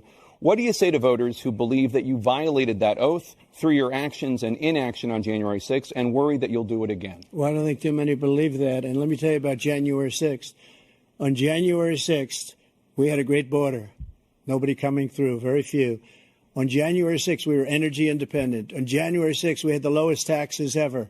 We had the lowest regulations ever. On January 6th, we were respected all over the world. All over the world, we were respected. And then he comes in, and we're now laughed at. We're like a bunch of stupid people. What happened to the United States' reputation under this man's leadership is horrible. A few moments later. You have 80 seconds left. My question was, what do you say to those voters who believe that you violated your constitutional oath through your actions and inaction on January 6, 2021, and worry that you'll do it again? Well, I didn't say that to anybody. I said peacefully and patriotically. And Nancy Pelosi, if you just watched the news from 2 days ago, on tape to her daughter, who's a documentary filmmaker, they say, but she's saying, oh, no, it's my responsibility. I was responsible for this. Because I offered her 10,000 soldiers or National Guard, and she turned them down. And the mayor in writing, by the way, the mayor in writing turned it down, the mayor of D.C. They turned it down. I offered 10,000 because I could see, I had virtually nothing to do. They asked me to go make a speech. I could see what was happening. Everybody was saying they're going to be there on January 6th. They're going to be there. And I said, you know what? There's a lot of people coming. You could feel it. You could feel it, too, and you could feel it. And I said, they ought to have some National Guard or whatever. And I offered it to her. And she now admits that she turned it down. And it was the same day she was, I don't know, she can't be very happy with her daughter because it made her into a liar. She said, I take full responsibility for January 6th. President Biden? Look, he encouraged those folks to go up on Capitol Hill, number one. I sat in that dining room off the Oval Office. He sat there for 3 hours watching, begging, being begged by his vice president and a number of his colleagues on the Republican side as well to do something, to call for a stop, to end it. Instead, they talked about these people being patriots and great patrons of America. In fact, he says he'll now forgive them for what they've done. They've been convicted. He says he wants to commute their sentences. He did do a damn thing, and these people should be in jail, and they should be the ones who are being held accountable. What they've done to some people that are so innocent, you ought to be ashamed of yourself. What you have done, how you've destroyed the lives of so many people. When they ripped down Portland, when they ripped down many other cities, you go to Minnesota, Minneapolis, what they've done there with the fires all over the city. If I didn't bring in the National Guard, that city would have been destroyed. When you look at all of they took over big chunks of Seattle. I was all set to bring in the National Guard. They heard that. They saw them coming, and they left immediately. What he said about this whole subject is so off. Peacefully patriotic. One other thing. The Unselect Committee, which is basically two horrible Republicans that are all gone now out of office, and Democrats, all Democrats, they destroyed and deleted all of the information they found because they found out we were right. We were right. And they deleted and destroyed all of the information. They should go to jail for that. If a Republican did that, they'd go to jail. Thank you, President Trump. President Biden, I want to give you a minute. The only person on this stage is a convicted felon is the man I'm looking at right now. And the fact of the matter is, what he's telling you is simply not true. The fact is that there was no effort on his part to stop what was going on up in Capitol Hill. And all those people, every one of those who were convicted, deserves to be convicted. The idea that they didn't kill somebody, just went in and broke down doors, broke the windows, occupied offices, turned over desks, turned them over statues. The idea that those people are patriots? Come on. Your main political opponent is standing on stage with you tonight. Can you clarify exactly what it means about you feeling you have every right to go after your political opponents? Well, I said my retribution is going to be success. We're going to make this country successful again, because right now it's a failing nation. My retribution is going to be success. But when he talks about a convicted felon, his son is a convicted felon at a very high level. His son is convicted, going to be convicted probably numerous other times. Should have been convicted before, but his Justice Department let the statute of limitations lapse on the most important things. But he could be a convicted felon as soon as he gets out of office. Joe could be a convicted felon with all of the things that he's done. He's done horrible things. All of the death caused at the border, telling the Ukrainian people that we're going to want $1 billion or you change the prosecutor. Otherwise, you're not getting $1 billion. If I ever said that, that's quid pro quo. The idea that I did anything wrong relative to what you're talking about is outrageous. It's simply a lie, number one. Number two, the idea that you have a right to seek retribution against any American just because you're president is wrong. It's simply wrong. No president's ever spoken like that before. No president in our history has spoken like that before. Number three, the crimes that you are still charged with, and think of all the civil penalties you have. How many billions of dollars do you owe in civil penalties for molesting a woman in public, for doing a whole range of things, of having sex with a porn star on the night while your wife was pregnant? I mean, what are you talking about? You have the morals of an alley cat. Give a minute, sir. I didn't have sex with a porn star, number one. Number two, that was a case that was started and moved. They moved a high-ranking official, a DOJ, into the Manhattan DA's office to start that case. That case is going to be appealed and won. We had a very terrible judge, a horrible judge, Democrat. The prosecutor were all high-ranking Democrats, appointed people, and both the civil and the criminal. He basically went after his political opponent because he thought it was going to damage me. But when the public found out about these cases, because they understand it better than he does, he has no idea what these cases are. But when they found out about these cases, you know what they did? My poll numbers went up, way up. You know that because you're reporting it. And we took in more money in the last 2 weeks than we've ever taken in the history of any campaign. I don't think any campaign has ever taken. Hundreds of millions of dollars came pouring in because the public knows it's a scam and it's a guy that's after his political opponent because he can't win fair and square. Could you ever think you heard any president say that I'm going to seek retribution? Do you ever hear any president say that I thought Hitler had some good ideas? What got me involved to run in the first place after my son had died, I decided in Iraq, because of Iraq, I said I wasn't going to run again until I saw what happened in Charlottesville, Virginia. People coming out of the woods carrying swastikas, torches, and singing the same anti-Semitic bile they sang when back in Germany. And the young woman got killed. I spoke to the mother, and they asked him, they said, What do you think of those people? The people the ones who got killed, the one who tried to stop it, and the ones he said, I think they're fine people on both sides. What American president would ever say, Nazis coming out of fields, carrying torches, singing the same anti-Semitic bile, carrying swastikas, were fine people? And this is the guy who says Hitler's done some good things. I'd like to know what they are. The good things Hitler's done, that's what he said. This guy has no sense of American democracy. President Trump. Jake, both of you know that story has been totally wiped out because when you see the sentence, it said 100% exoneration on that. So he just keeps it going. He says he ran because of Charlottesville. He didn't run because of Charlottesville. He ran because it was his last chance. He's not equipped to be president. You know it, and I know it. It's ridiculous. We have a debate. We're trying to justify his presidency. His presidency is, without question, the worst president, the worst presidency in the history of our country. We shouldn't be having a debate about it. There's nothing to debate. He made up the Charlottesville story, and you'll see it's debunked all over the place. Every reasonable anchor has debunked it. And just the other day it came out where it was fully debunked. It's a nonsense story. He knows that. It happened. All you have to do is listen to what was said at the time. And the idea that somehow that's the only reason I ran. I ran because I was worried a guy like this guy could get elected. If he thought they were good people coming out of that forest, carrying those woods, carrying those torches, then he didn't deserve to be president. Didn't deserve to be president at all. And the idea that he's talking about all this being fabricated, we saw with our own eyes. We saw what happened on January 6th. We saw the people breaking through the windows. We saw people occupying his own vice president.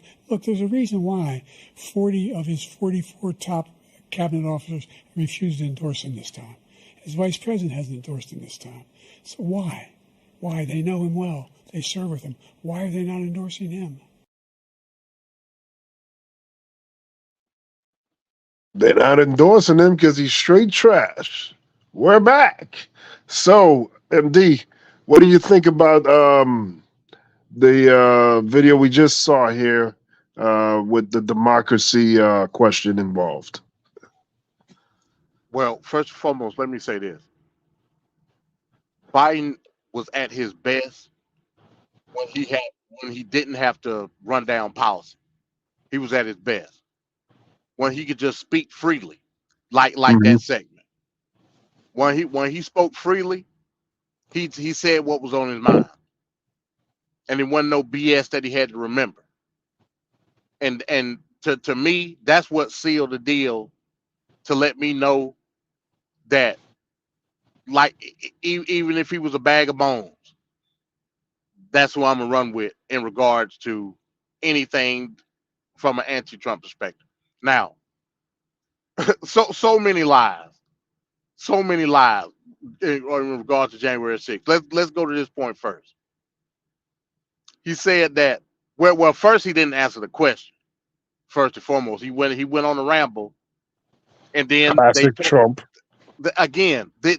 Jake Tapper was killing me. He would not answer the question. Then he would go and say how much time he had left. Listen, if he's finished with his statement, that's it.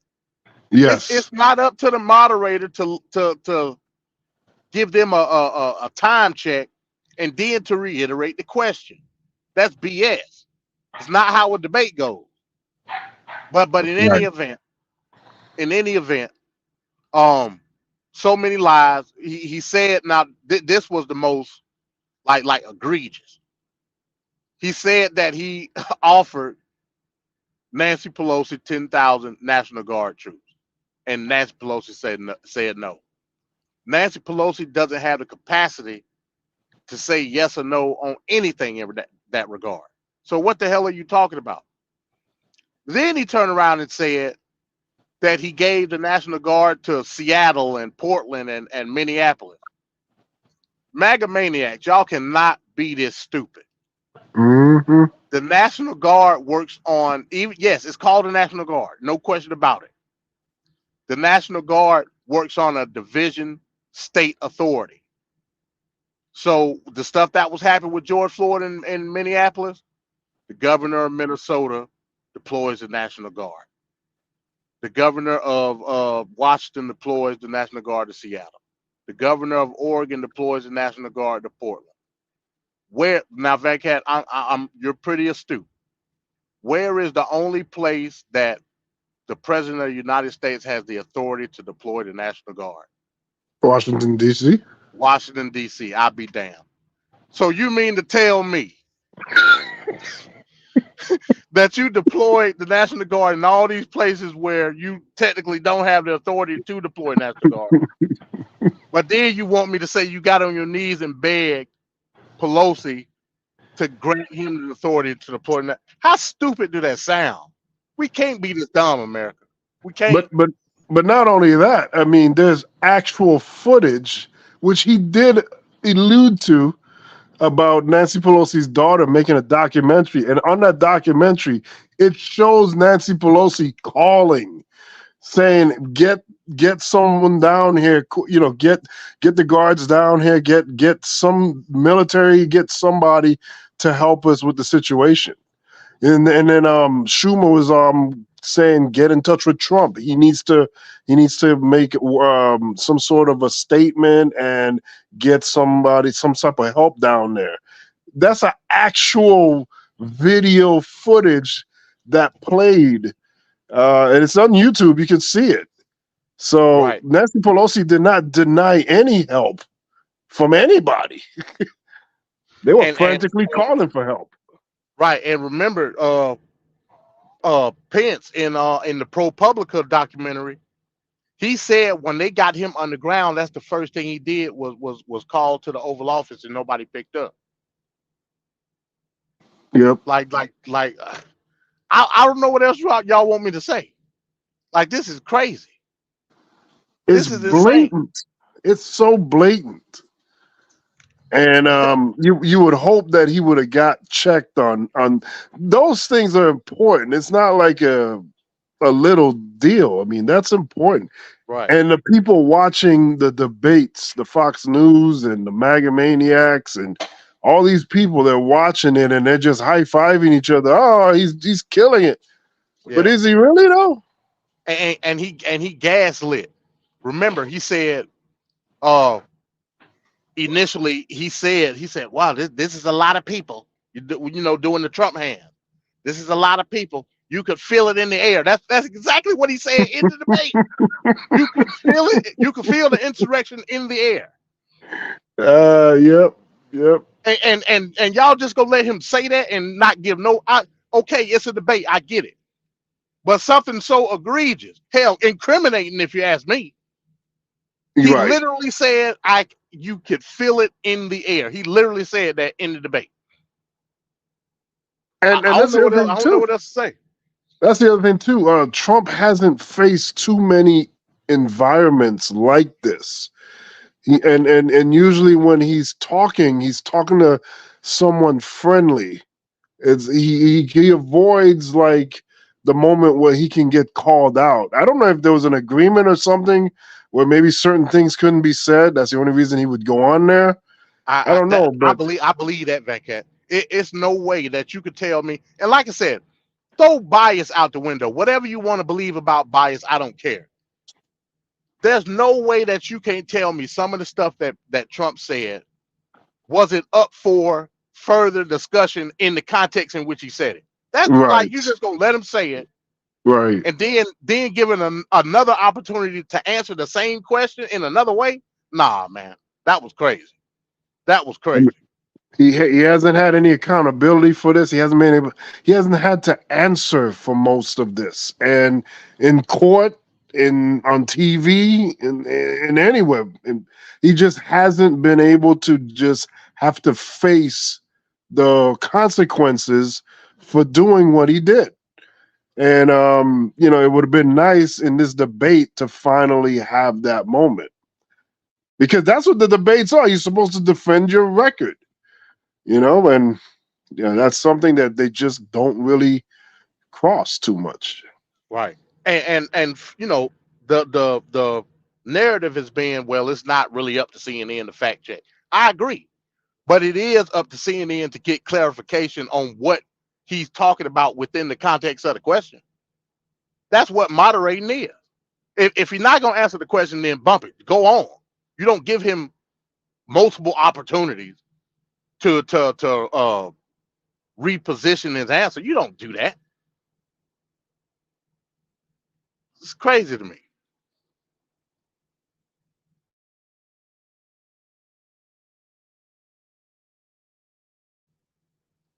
Uh-oh, Venkat. Oh, I had it on. Okay. I was talking the whole time. Sorry about that. Yeah, there was just more opportunities there to keep the conversation flowing forward. And they really could have. They missed a lot of golden opportunities, I think. Right. Yeah, I don't know, because it was in that same block of questions. I don't know. You may have a clip, but I'll just say it anyway. Where they asked him, would he accept the results of the election come in November? And he went all over the place. And they continued to bounce on that question. I'm like, listen, he don't want to answer it. Go move on. And finally he said yes, if it's fair. And like, man, nobody want to hear that. Yeah, that's the preset answer to that question they got. All right, so let's go to the next video here. So this one involves abortion. This one is one that got a lot of attention here. So this is the subject matter that some people felt that Biden dropped the ball on. So let's take a look at how this went down.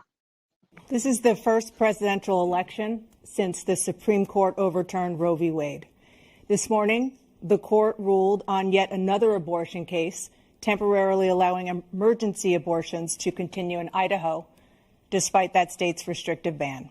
Former President Trump, you take credit for the decision to overturn Roe v. Wade, which returned the issue of abortion to the states. Correct. However, the federal government still plays a role in whether or not women have access to abortion pills. They're used in about 2/3 of all abortions. As president, would you block abortion medication? First of all, the Supreme Court just approved the abortion pill, and I agree with their decision to have done that, and I will not block it. And if you look at this whole question that you're asking, complex but not really complex. 51 years ago, you had Roe v. Wade, and everybody wanted to get it back to the states. Everybody, without exception. Democrats, Republicans, liberals, conservatives. Everybody wanted it back. Religious leaders. And what I did is I put 3 great Supreme Court justices on the court, and they happened to vote in favor of killing Roe v. Wade and moving it back to the states. This is something that everybody wanted. Now, 10 years ago or so, they started talking about how many weeks and how many this, getting into other things. But every legal scholar throughout the world, the most respected, wanted it brought back to the states. I did that. Now the states are working it out. If you look at Ohio, it was a decision that was an end result that was a little bit more liberal than you would have thought. Kansas, I would say the same thing. Texas is different. Florida is different. But they're all making their own decisions right now. And right now, the states control it. That's the vote of the people. Like Ronald Reagan, I believe in the exceptions. I am a person that believes. And frankly, I think it's important to believe in the exceptions. Some people, you have to follow your heart. Some people don't believe in that. But I believe in the exceptions for rape, incest, and the life of the mother. I think it's very important. Some people don't. Follow your heart. But you have to get elected also. And because that has to do with other things. You got to get elected. The problem they have is they're radical because they will take the life of a child in the 8th month, the 9th month, and even after birth. After birth, if you look at the former governor of Virginia, he was willing to do this. He said, we'll put the baby aside and we'll determine what we do with the baby, meaning we'll kill the baby. What happened is we brought it back to the states, and the country is now coming together on this issue. It's been a great thing. Thank you. President Biden? It's been a terrible thing, what you've done. The fact is that the vast majority of constitutional scholars supported Roe when it was decided. Supported Roe. And that's this idea that they were all against it is just ridiculous. And this is the guy who says the state should be able to have it. We're in a state where in 6 weeks, you don't even know whether you're pregnant or not, but you cannot see a doctor and have him decide on what your circumstances are, whether you need help. The idea that states are able to do this is a little like saying we're going to turn civil rights back to the states. Let each state have a different rule. Look, there's so many young women who have been, including a young woman who just was murdered, and he went to the funeral.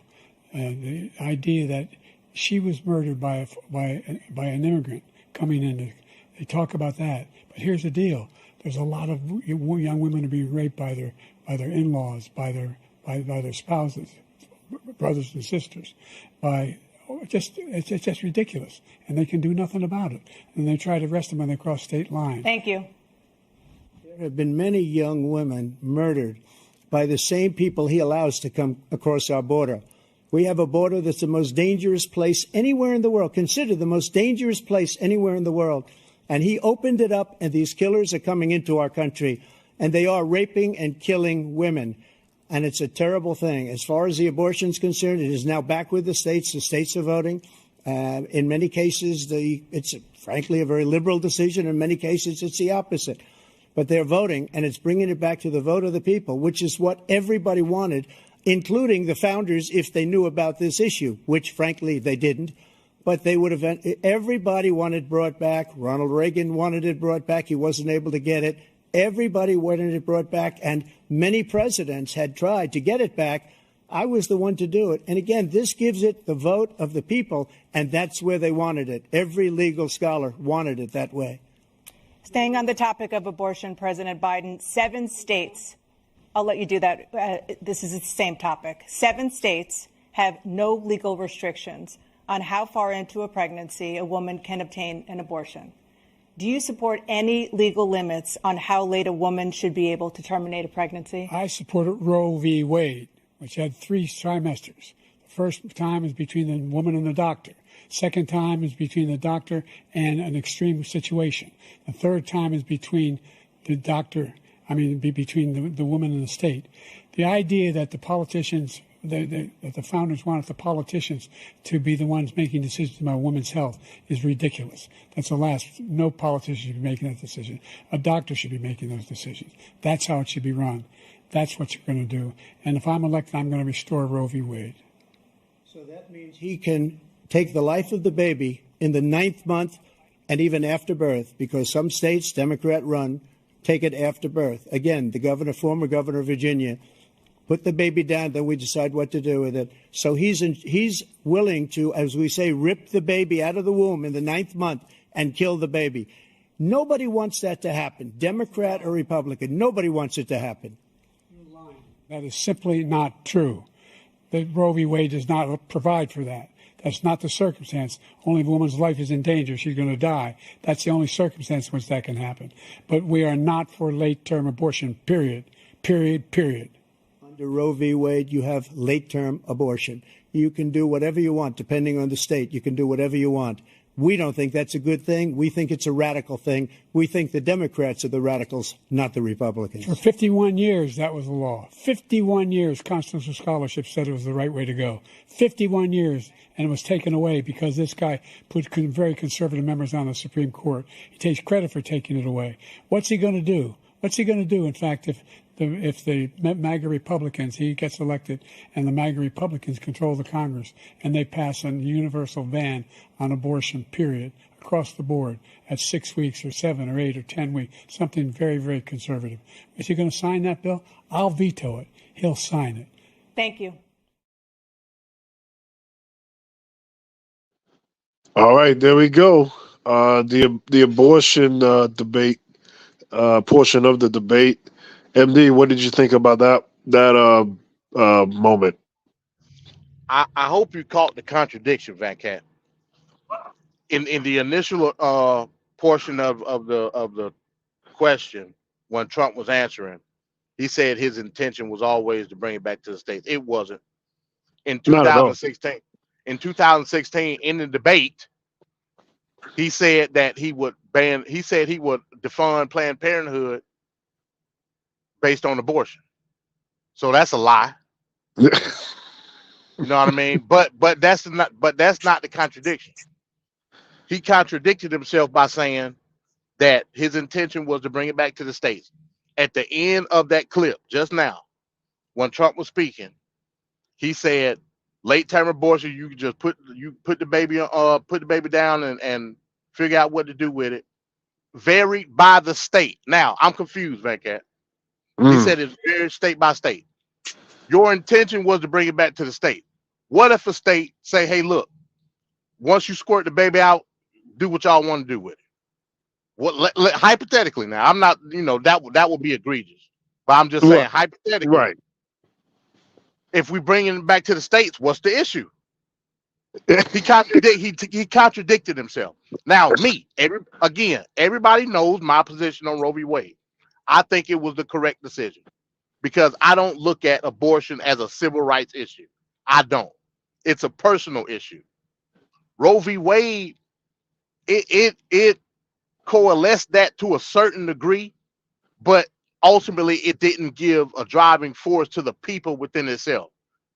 I said from the beginning, back when I was over on the other channel, Roe v. Wade being overturned is a good thing based on the fact that now it's going to set a precedent that people can challenge any abortion laws in the state, and then the state would have no choice but to bring it up to a vote. I said that. Everybody knows I said that. Sure enough, that happened. All over the country, you start seeing propositional votes go out, and for the most part, people were voting for abortion. So I said, ultimately, you're going to get what you want anyway. You just got to know how to do it. You know what I'm saying? Trump, it seems like a lot of going around and finagling to get to the same outcome anyway. And the fact that Roe versus Wade it wasn't like it was something that was made up last week or last year. it was 51 plus years of precedent that they had. So it just Yeah, seems I kind agree. of senseless. I agree, but ultimately, again, me personally, now this is me personally, I don't believe that abortion rights is a civil right. I just don't. I believe that's something that needs to be democratically handled by the people of each state. Or hell, what it'll be good if you could put it's no prop votes on the federal level. It's just not. Yeah, but if it's a deeply personal thing, then why the hell do I need all these other people to get involved in my deeply personal thing? That seems like it should just be you're free to do the abortion, and whoever wants to do it does it, and whoever doesn't want to do it doesn't do it. And people that don't want it done need to shut the hell up, sit in the corner, and move about your day. Because Well, again, you're right. talking about freedom. We're talking about freedom here, and it just seems like one side has nothing to lose except the idea of somebody doing something they don't like or want them to do. And Hey, the I other agree. side is I being agree. restricted.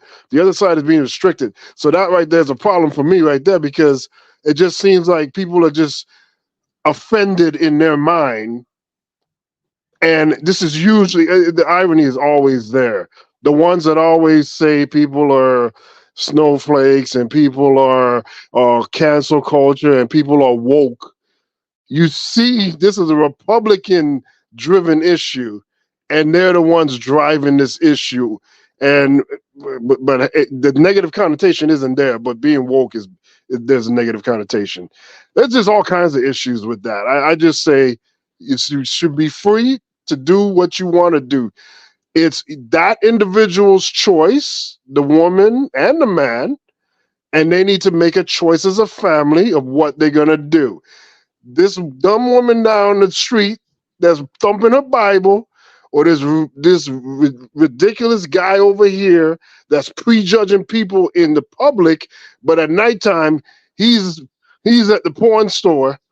I don't need to hear none of their views. I just need them to step aside and let individuals do what they need to do to take care of their business. Well, that's in a perfect world, Van Cat. I agree with you. Okay. Unfortunately, it doesn't work like that from a legislative standpoint. Now, going back to Roe v. Wade, in a perfect world, that would be exactly what Roe v. Wade was, but it wasn't. Now, on the same token, yes, everybody should have the freedom to come up with that specific choice based on whatever various reasons that they have. On the other token, also the practitioners got that discretion. What the issue with Roe v. Wade with me was it made it federally mandated to where there were consequences for people that didn't want to accept an abortion, whether it was a practitioner or some other third party. That was the issue for Roe v. Wade for me. Now with it going to the states, it's just on a lower level. In a perfect world, it shouldn't be no type of legislation dealing with abortion because ain't Right. nobody got their business. You know what I'm saying? Right. Right. But we don't live in that perfect world. I mean, Biden broke down the stages of how the legislation of Roe v. Wade works. He said it goes from the doctor of relationship from doctor and mother, then doctor and critical situation, then mother and state. He gave the parameter, and that goes back to what I was saying. I'm not looking at this thing with Biden as a cognitive issue because he's up on stage breaking down legislation back there. Right. Right. Trump did not do that. not one iota did he say anything legislative. Right. So Yeah. that just goes to show, like, I'm not putting any stock to that. Did he look terrible? Yeah, hell yeah, he was horrible. But I'm not putting any stock into any type of cognitive issue because he just broke down what Roe v. Wade was. Trump don't have the capacity to do that. And it's funny too, because the very next day, Biden went and did a campaign rally, and he was way different. His energy was different. Everything was different. It Yeah, was weird. it's that he They fed him in all the mock debates he had at Camp David. They fed him numbers. That's what happened. That's my belief. They fed him a whole bunch of stats and said, stick to this. And he got flushed on the debate stage. That's my opinion. Yeah. Yeah. On top of him being old as hell. Yeah. You know what I'm saying? Yeah. But when he went to Waffle House and he went to the watch party, everything was magically fine. At 1 o'clock in the morning. Stop lying. I seen you at the Waffle House. Mystical. Oh man. Did you touch everything on that subject? Yeah. That's pretty much it. Again, Trump's original position was federally banning abortion. Everybody knows that. When he ran in 2016, that's what he ran on. He said it in the debate with Hillary. Like literally. He said he was going to defund Planned Parenthood because he was pro-life. Verbatim, that's what he said. Now all of a sudden it's up to the state. Where did that come from? Oh my God. He said I did not have a conversation with Trump at any point in time. So he didn't get it from me.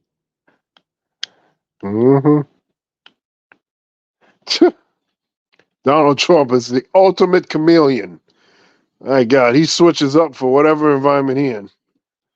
All right, so let's go now. We only got like 2 videos left. We got Russia and Israel. Let's go ahead and check that out. We'll be back. Former President Trump, Russian President Vladimir Putin says he'll only end this war if Russia keeps the Ukrainian territory it has already claimed and Ukraine abandons its bid to join NATO. Are Putin's terms acceptable to you? First of all, our veterans and our soldiers can't stand this guy.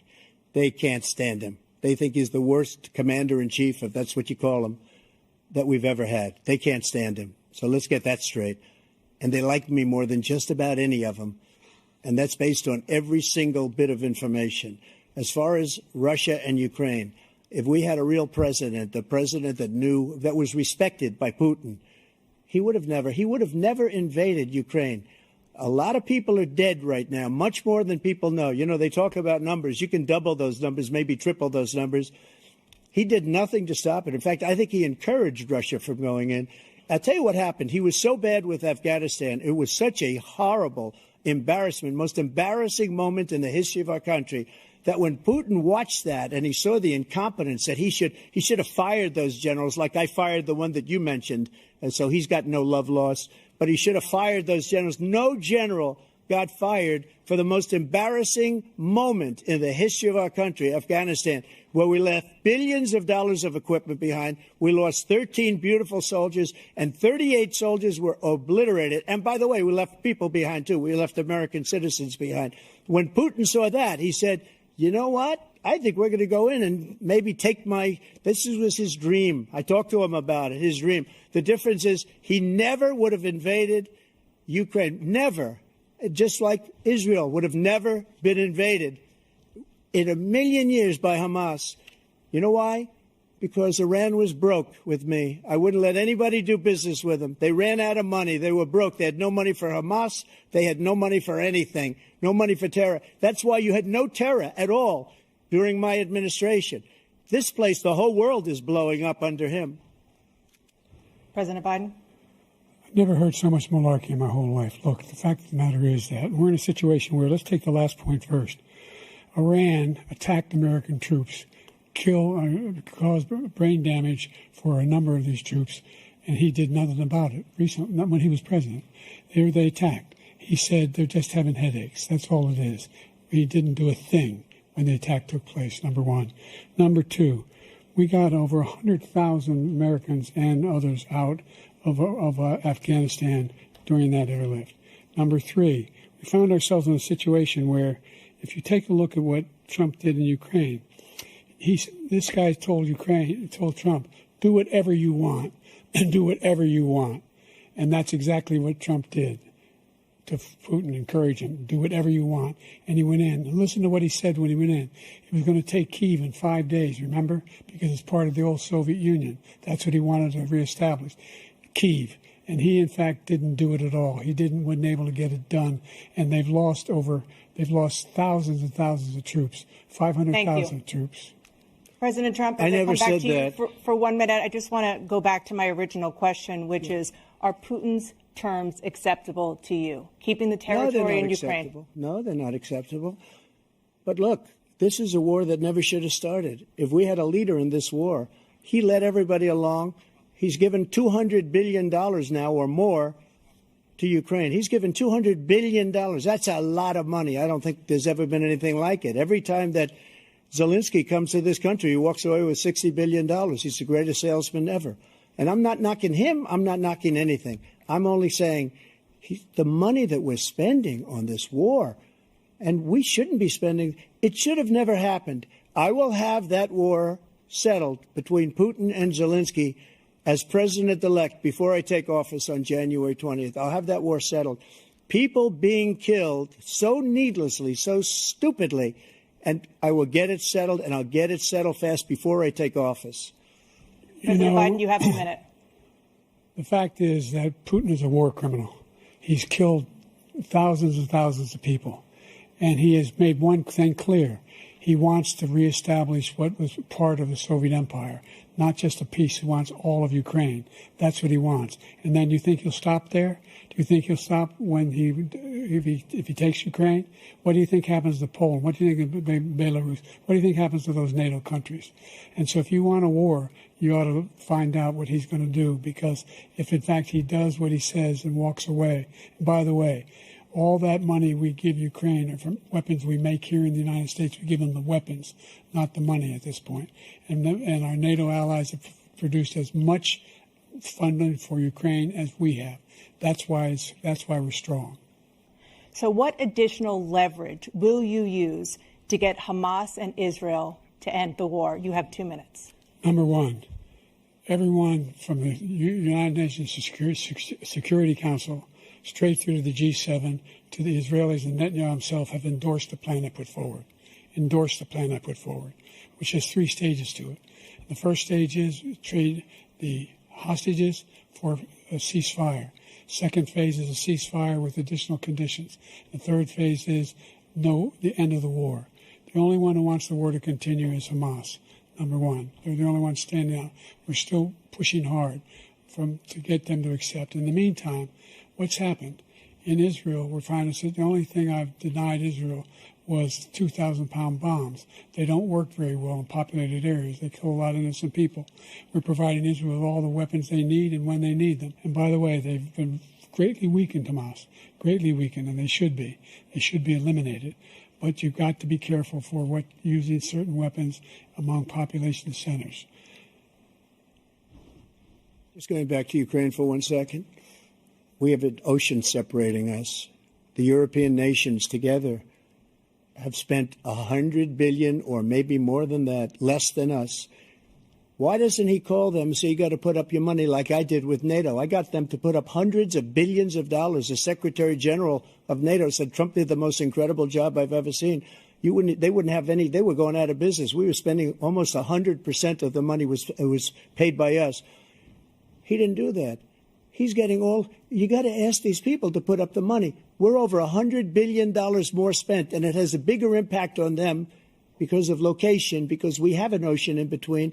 You got to ask them. As far as Israel and Hamas, Israel's the one that wants to go. He said the only one that wants to keep going is Hamas. Actually, Israel is the one, and you should let him go and let him finish the job. He doesn't want to do it. He's become like a Palestinian, but they don't like him because he's a very bad Palestinian. He's a weak one. President Biden, you have a minute. I've never heard so much foolishness. This is a guy who wants to get out of NATO. Are you going to stay in NATO? He's going to pull out of NATO. The idea that we have our strength lies in our alliances as well. It may be a big ocean, but we're ever able to avoid a war in Europe, a major war in Europe? What happens if, in fact, you have Putin continue to go into NATO? We have an Article 5 agreement. Attack on one is attack on all. You want to start the nuclear war he keeps talking about, go ahead. Let Putin go in and control Ukraine and then move on to Poland and other places. See what happens then. He has no idea what the hell he's talking about. As a serious threat to the whole world peace.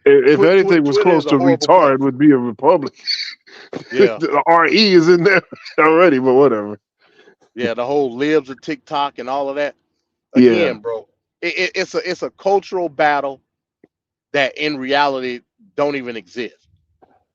right. It's just people like to be a part of stuff. You know what I'm saying? And unfortunately, it's playing into the presidential election. It shouldn't. It shouldn't at all. All of the clips that now of course, if I'm gonna be anti-air for a second, Yeah, when it comes to the stuff that clearly like people are talking about with the mishaps and the stuttering, and yeah. I could say for the most part the stuff that we've seen tonight excludes that. But even with it, it don't take away from the substance of what Biden has been talking about throughout the course of the night when it comes to that debate. He's Well, given clear, actually, concise answers. Yeah, go ahead. with the clips, I pretty much got from 1 down to 7. Is what I did. So I'm excluding like that final pitch for America and whatever the Yeah, last yeah. 2 or 3 were. So I mean, I remember at the end is when he got better, and I don't have Right. those. I got it from the beginning when he was messing up. That's what I'm saying. Like Yeah, when you well, look I'm at just trying to make this, an argument that anybody else would try to make. You know what I mean? Like a yeah. megamaniac. Yeah. Yeah, but you can see when you look at it from the lens of not being live and all the anticipation of what's going to happen, when you just watch it for what it is, it's not really that big of a deal. There are a few jarring moments, but not the way that like the first intro video, they make you feel like it's the worst thing. Like Biden pants fell down and he was just completely exposed. Like it just and they made it feel like that's what happened during the debate. But I mean, it just sounds like a graspy voice, older guy talking. And then he had a couple moments where he just lost his train of thought in a live setting. I mean, come on. Which is not that big a deal in a Yeah. presidential debate. Yeah. I'm just keeping it real. Now, you got, like I said, these blue MAGA people that are trying to, but basically they're trying to defend their position against a person like you or me.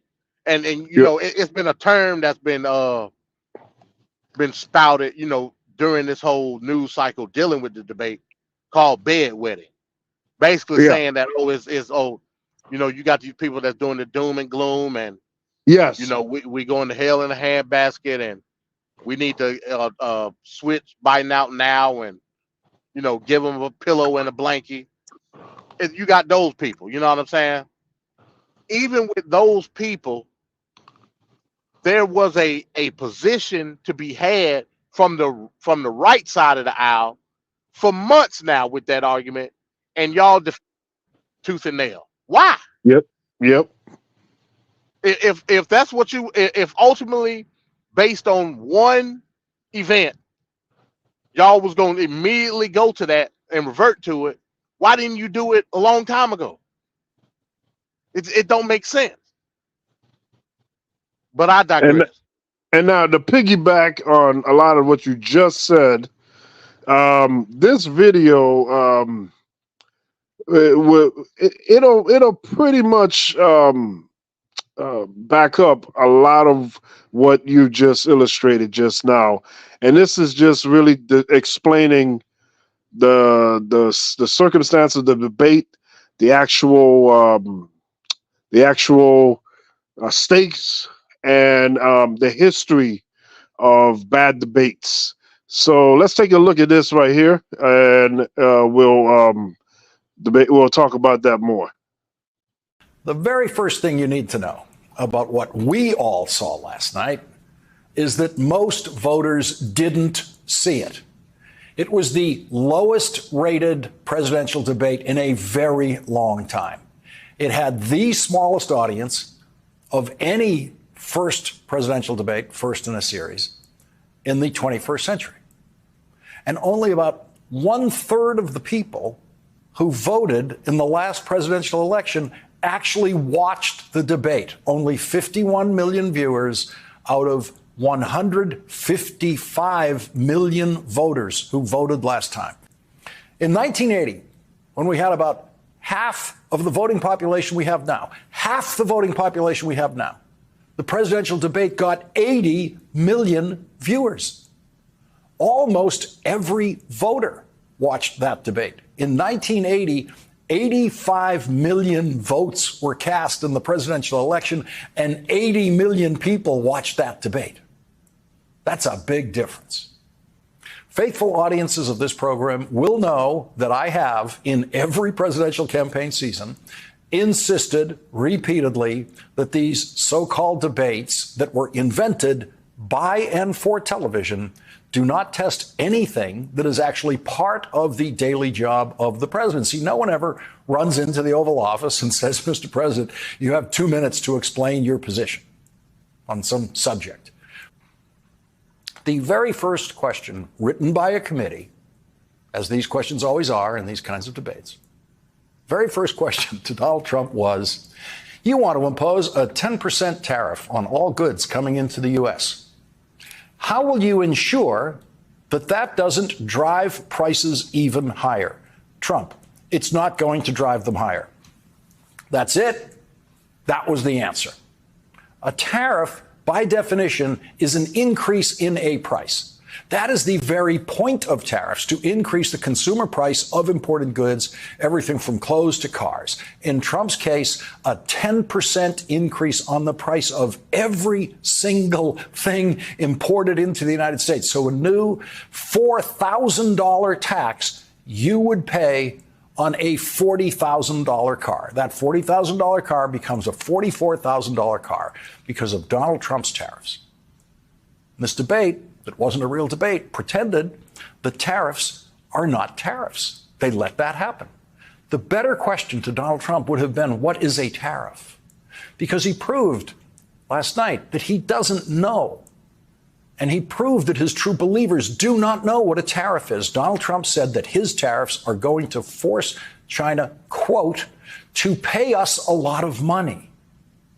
That was the very first of Donald Trump's long list of lies, over 50 of them, in that so-called debate.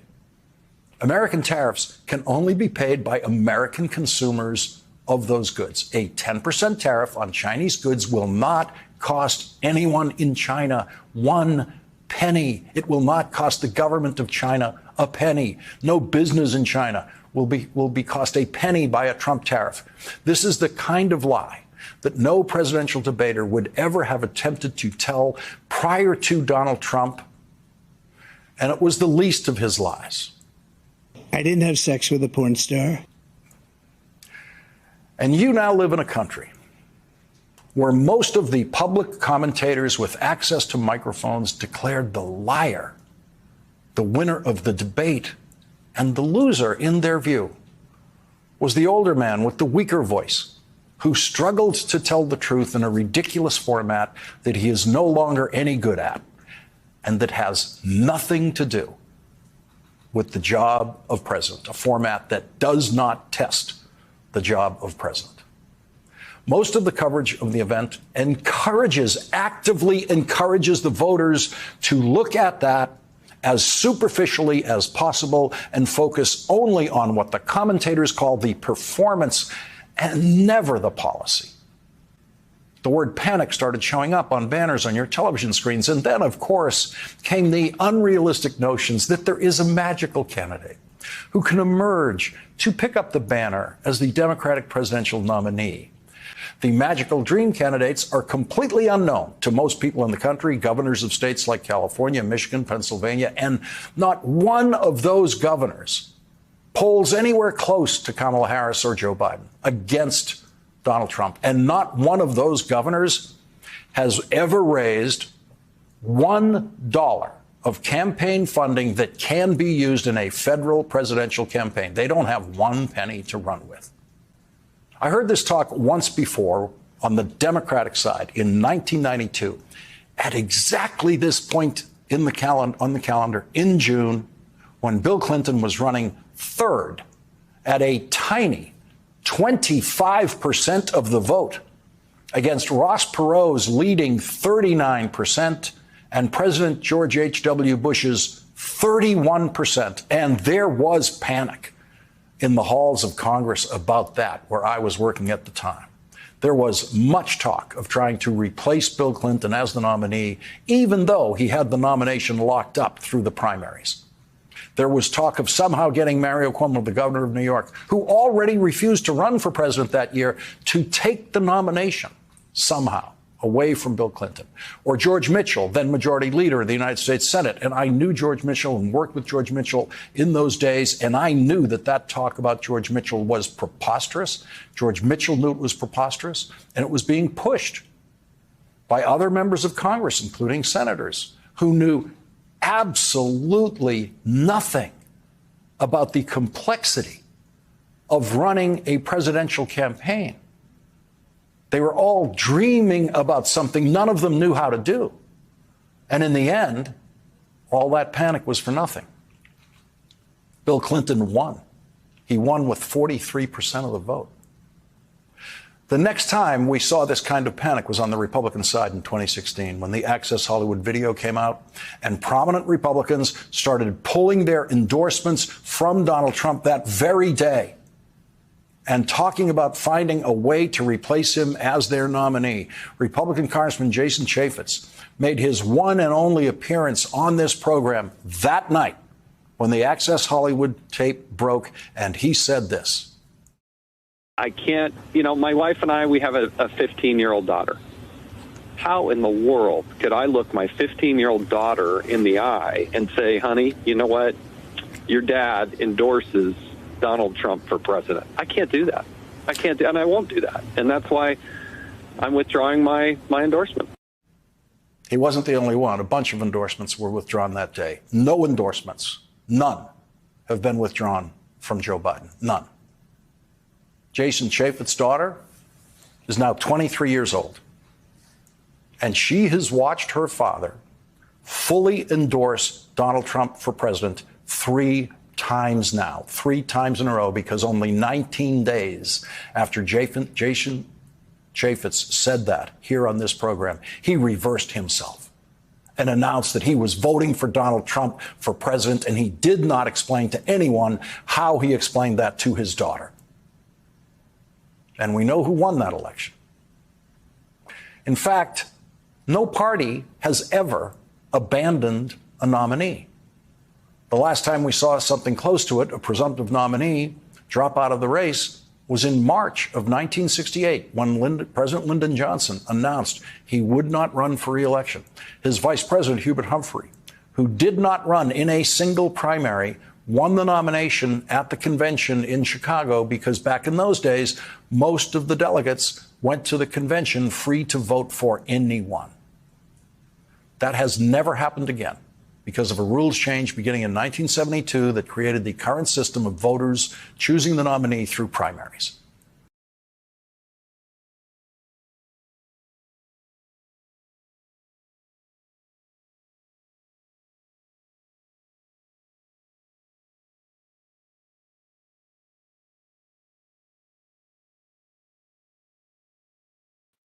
Hey, MD. Yeah, I'm here. Oh, yeah. I lost my connection again. I don't know what okay. Yeah, I wasn't looking at my phone. I was just listening. I thought that was the end of the video. No, it was more. It was like about a minute left, but but you we get got the the gist. point. Yeah, you got the gist of it. Yeah, man, I can't believe that happened last week when I lost the internet connection. Goodness Yeah, gracious. it's all good. Yeah, it might be a StreamYard thing. StreamYard be like that sometimes. But Yeah. shout out to Lawrence O'Donnell, man. That's the only person that I respect now over there in MSNBC. Only one. I like the way he calmly just explains everything. Yeah. Lawrence O'Donnell, the truth. Yeah. Yeah, but just like you've been saying about the tariff and the ineffectiveness of doing that, he actually explained that on TV. And why isn't that happening with more? I mean, like, especially in a debate setting, you gotta say stuff like that.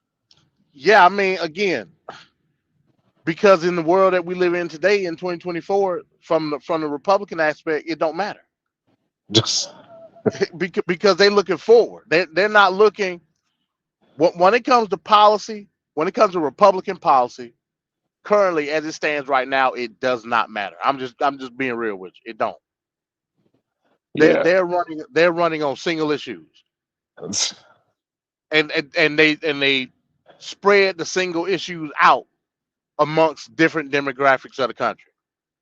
Immigration, black jobs, and the gaslighting of certain black people in certain demographics in the country, gaslighting them under if it's not like say under the aspect of immigration, gaslighting them thinking that their economic impact is a cause and effect. You know what a Hegelian dialectic is, Van Cat? No. It's basically where I believe they say now I'm getting into some spooky dooky stuff, but basically it's like they say you create a problem for you to solve. So the same people that creates the problem acquiesces the solution to the people. Right. You know what I'm saying? That's what the immigration issue is. There would be no issue whatsoever. Like specifically, let's go to the go-to spot, Chicago. Yep. There would be no issue in Chicago with immigration. There would be no issue in New York with immigration. Hadn't Republican governors, Greg Abbott, Ron DeSantis, created the problem. Yep. Like this is baffling to me. It's baffling. The Now politics they're is giving you crazy. the solution. They're giving you the solution by voting for them, even though they did it. And the American voters, they're falling for it. They're falling for it. Yeah, hook, line, and sinker.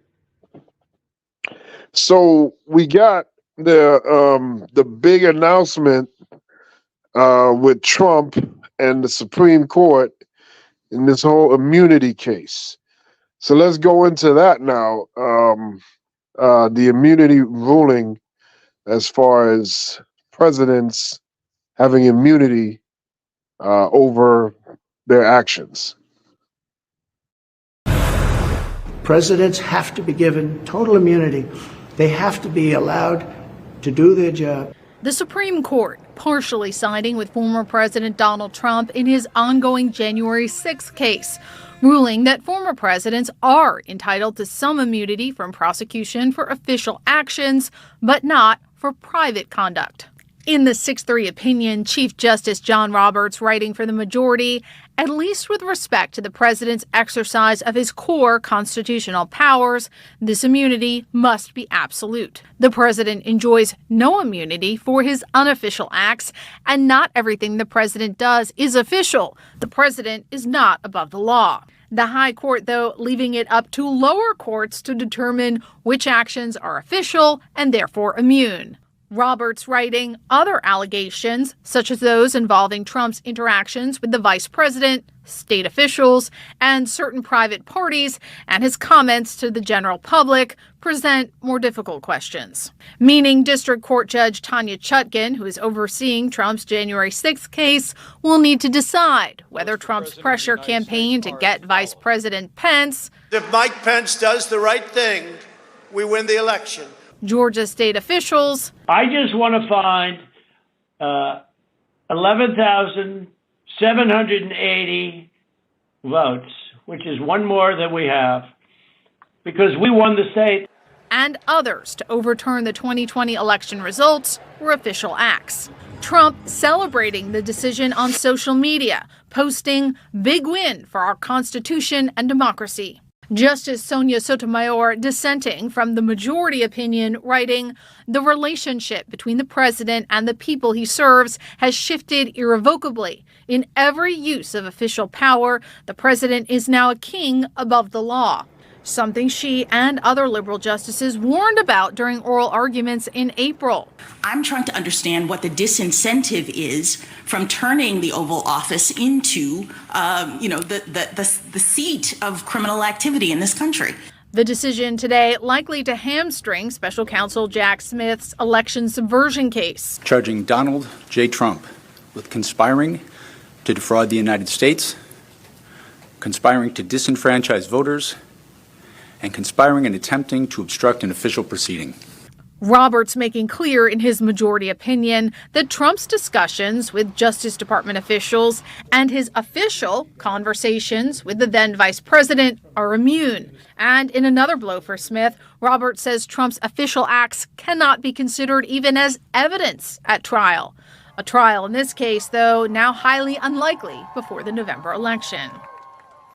Tonight, the landmark Supreme Court decision on Donald Trump and the power of the presidency. The historic 6-3 ruling finding that Mr. Trump has some immunity for official acts surrounding January 6th, but not for unofficial acts. The race for president and the power of the presidency colliding in one Supreme Court decision. The court ruled today that a president has at least some immunity from prosecution. The landmark ruling involves the federal election interference case against former President Donald Trump, brought by Special Prosecutor Jack Smith. Today's 6-3 decision hailed by Mr. Trump as a, quote, big win for our Constitution and democracy. And President Biden speaking tonight on this very issue. This nation was founded on the principle that there are no kings in America. Each of us is equal before the law. No one is above the law, not even the President of the United States. With today's Supreme Court decision on presidential immunity, that fundamentally changed. For all practical purposes, today's decision almost certainly means that there are virtually no limits on what a president can do. This is a fundamentally new principle, and it's a dangerous precedent, because the power of the office will no longer be constrained by the law, even including the Supreme Court of the United States. The only limits will be self-imposed by the president alone. This decision today has continued the court's attack in recent years on a wide range of long-established legal principles in our nation. Tonight, a monumental win at the Supreme Court for former President Trump. The conservative majority finding the presumptive GOP nominee must receive sweeping immunity for any official acts taken during his presidency. The 6-3 ruling a defeat for special counsel Jack Smith, with the court bulldozing through the charges against Mr. Trump for his alleged criminal efforts to stay in power, making the completion of any trial before November virtually impossible.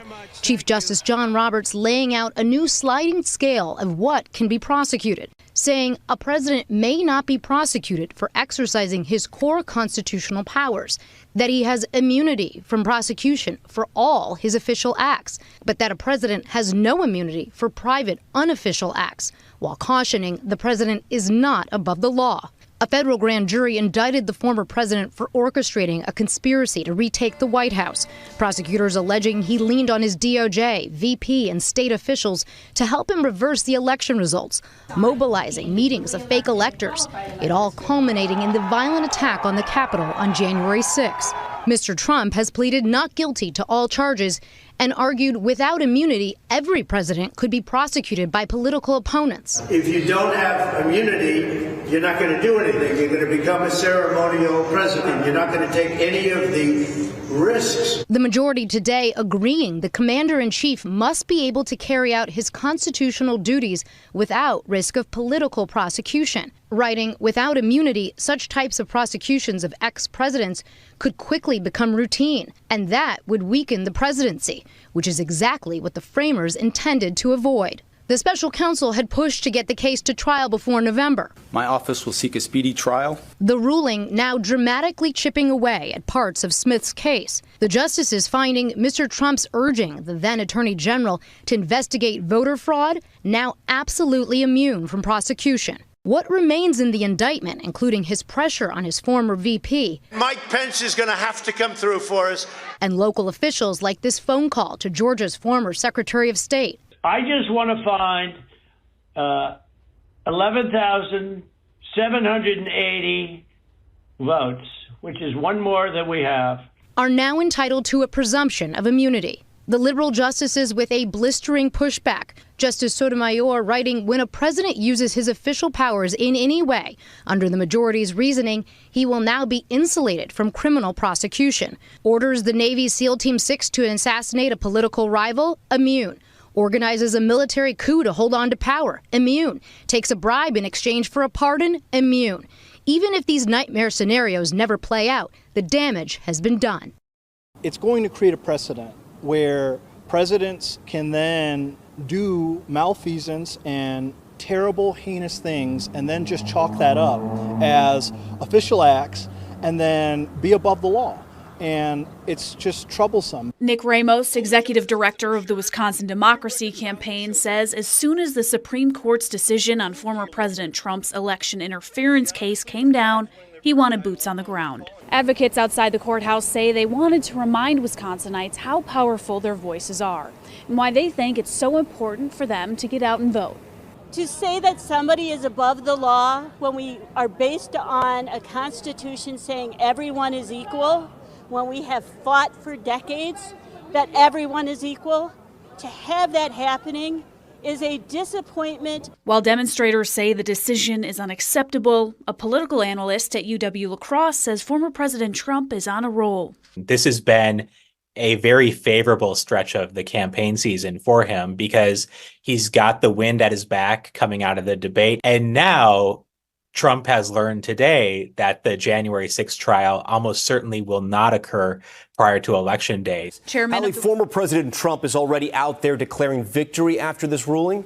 That's right, Tom, calling this a big win for the Constitution and democracy, in his words, saying it should end what he describes as the witch hunts against him. Now, this ruling virtually assures his trial will get pushed until after Election Day, and politically for him, that is a win. And Hallie, I know you have some reporting on longtime Trump ally Steve Bannon heading to prison to start his 4-month sentence. That's right. The former White House senior advisor walking into that Connecticut prison, telling reporters he is proud to serve time. You see it there. He was convicted on charges of contempt of Congress for defying a subpoena to testify before the January 6th committee. He's set to be released the week before Election Day.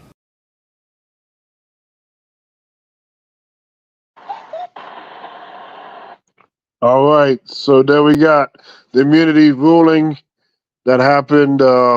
So we got Ricardo on the panel. What's going on, Ricardo? Fire! You fired. Hold up, Yo, everybody. All right. So what do you think about this immunity ruling here? Yeah. Where do I begin with this? Sorry that I'm late, by the way, everyone, because my daughter had a recital tonight. So, daddy duties come into play first before anything. But just watching that in real time the day off, and I always know there's something bad will happen if you ever hear, the official news coming around noon for anything regarding the Supreme Court is always bad news.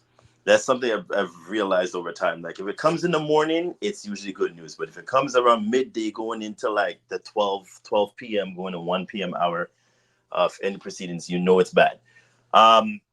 I can't believe I'm saying this, but I actually side with the liberals this time when it comes to this complete ruling. I don't know how this makes any form of sense that if he's in official presidential rule, he's immune. That makes no sense. If we're going to go by the interpretation of the law and we're going to go by what the forefathers came up with, the whole idea of this immunity is that if you had the King of England coming into place stating that, hey, I'm the King of England here, I can do whatever I want.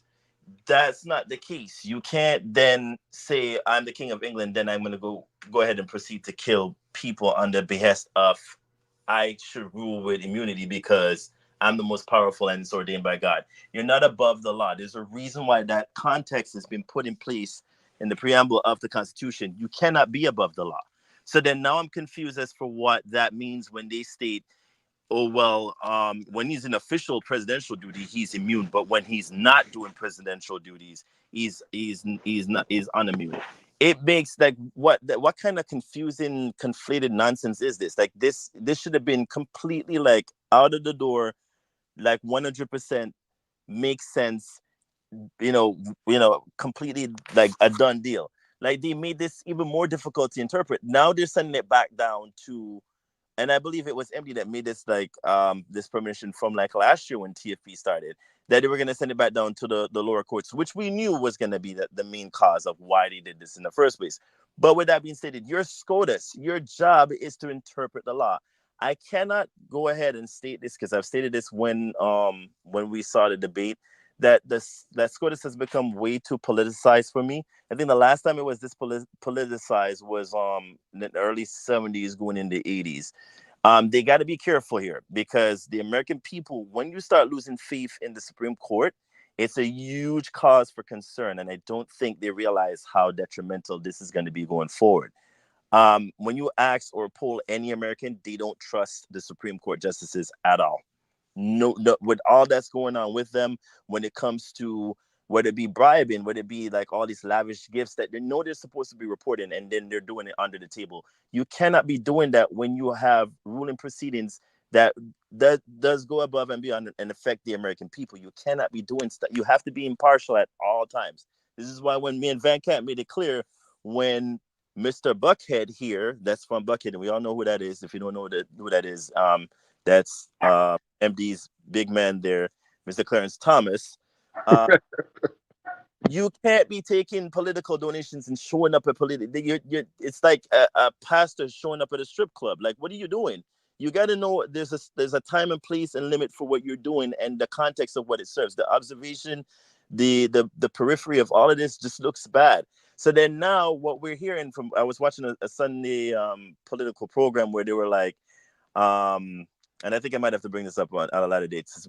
Probably when MD does his show, I probably might do. If he does a segment, I'll bring this back up. But we're going through a segment of like the rule of laws and thumbs, and they were saying in one context that they it's one thing to like take the bribes and all of that, but it's another thing when you're supposed to actually like report them.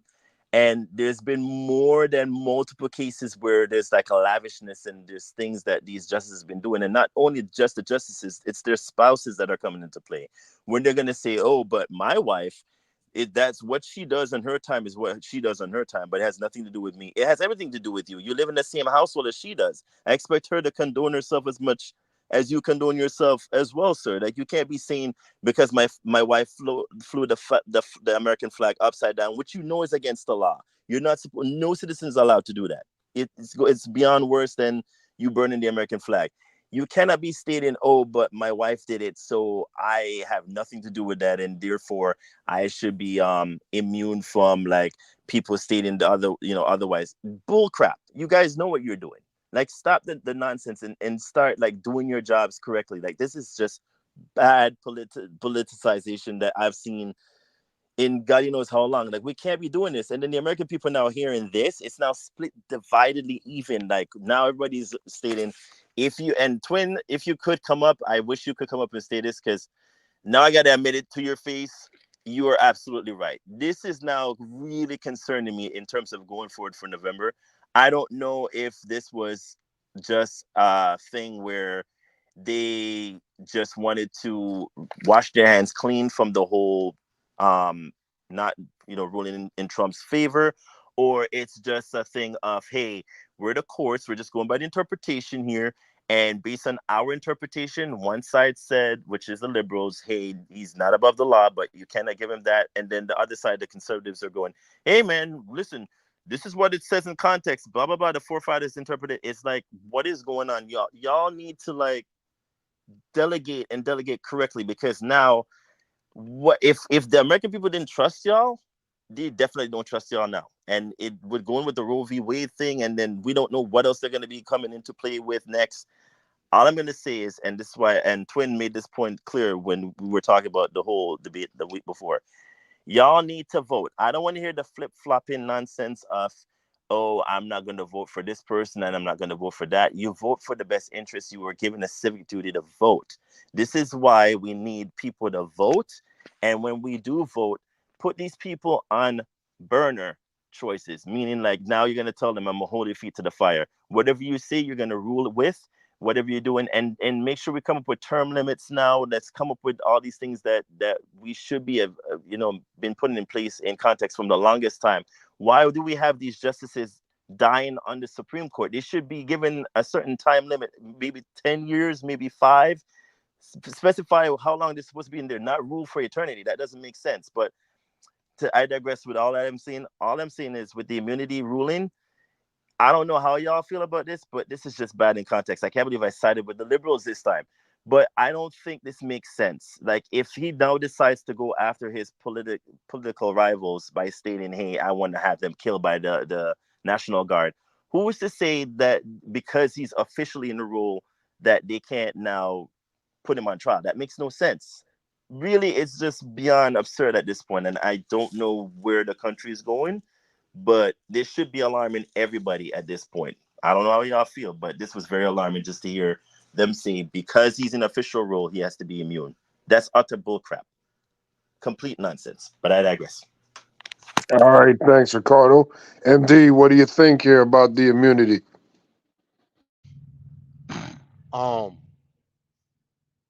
What Richard Nixon did in the Watergate scandal, he should not have. Well, he could have been tried and convicted and impeached, but he shouldn't have been criminally charged. And Jimmy Carter should never had to community sentence. Pardon him. George Bush, weapons of mass destruction hoax, complete immunity, official act as president. The killing of thousands of Iraqis and Afghans. To me, this is the most pivotal decision in our time as it relates to politics in this country. The most important.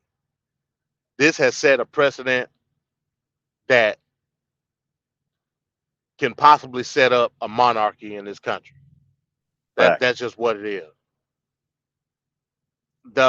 And what all the other things that happened prior to this as a preamble to the reign of Trump, the Chevron deference. I don't know if we're gonna get into that. I ain't gonna speak on it right now because to me the Chevron decision is a double-edged sword.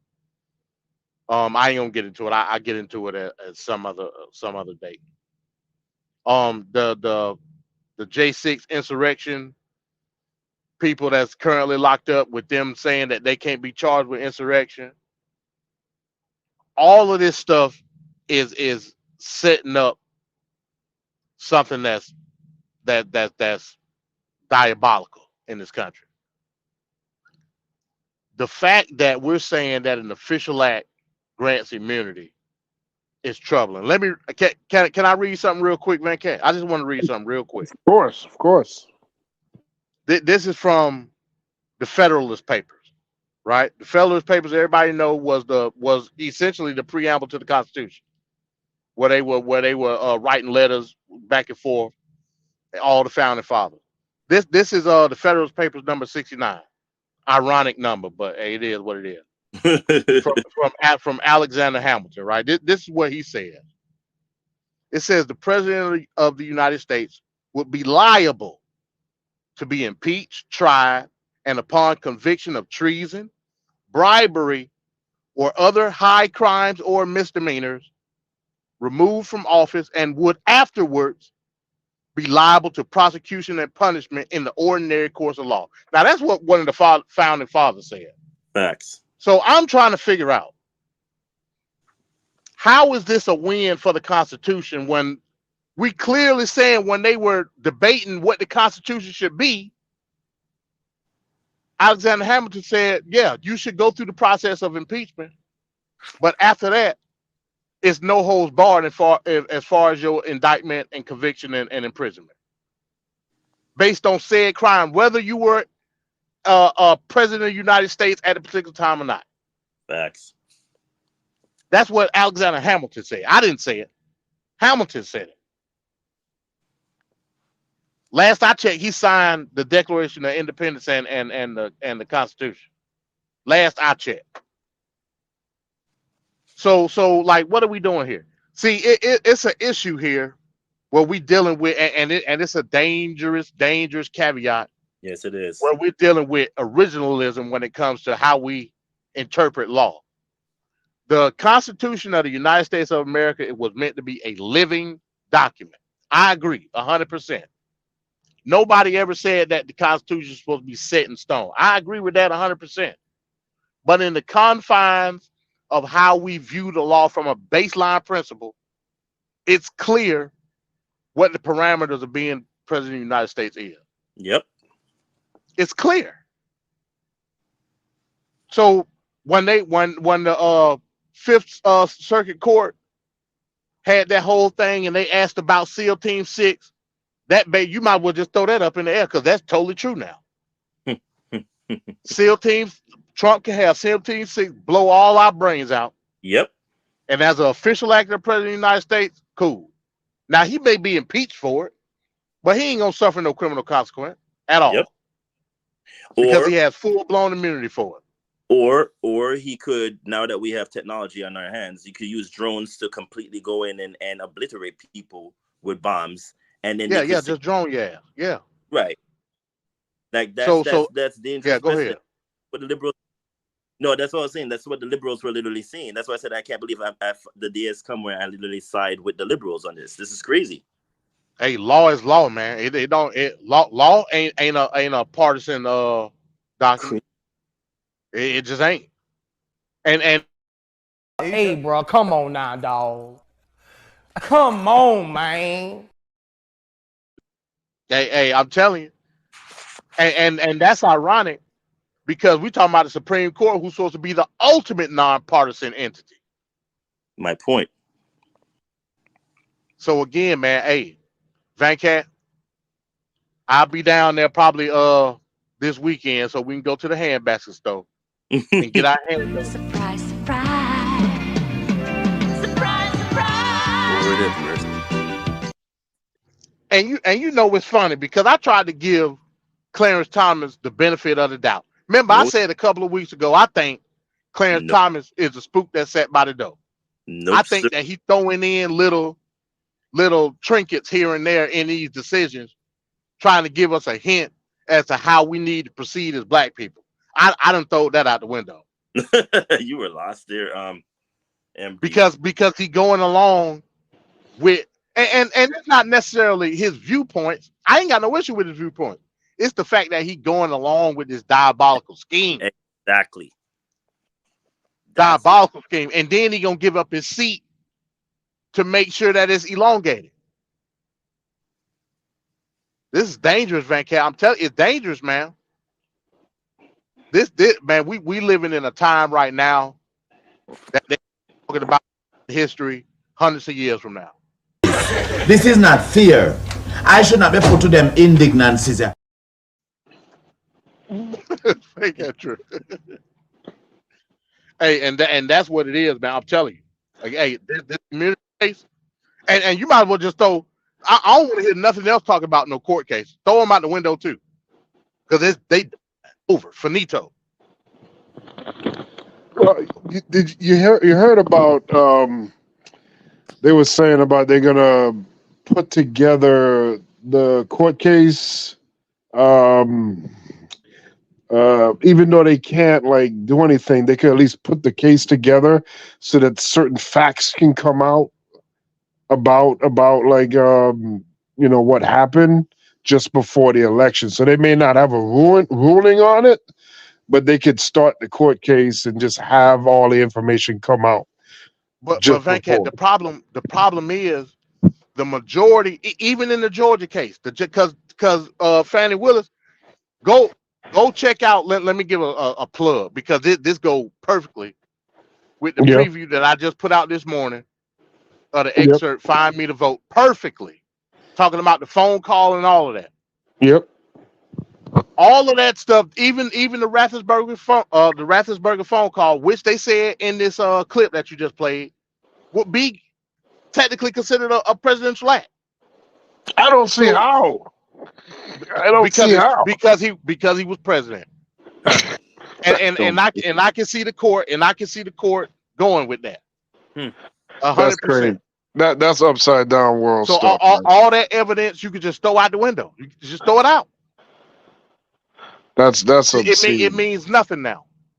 I think what it can do, though, I think this, with all this being said, it could galvanize, and this is why I said during the midterms it was the same thing. When they did the whole Roe v. Wade thing, what it did, it galvanized all women to come together and vote. Oh, yeah.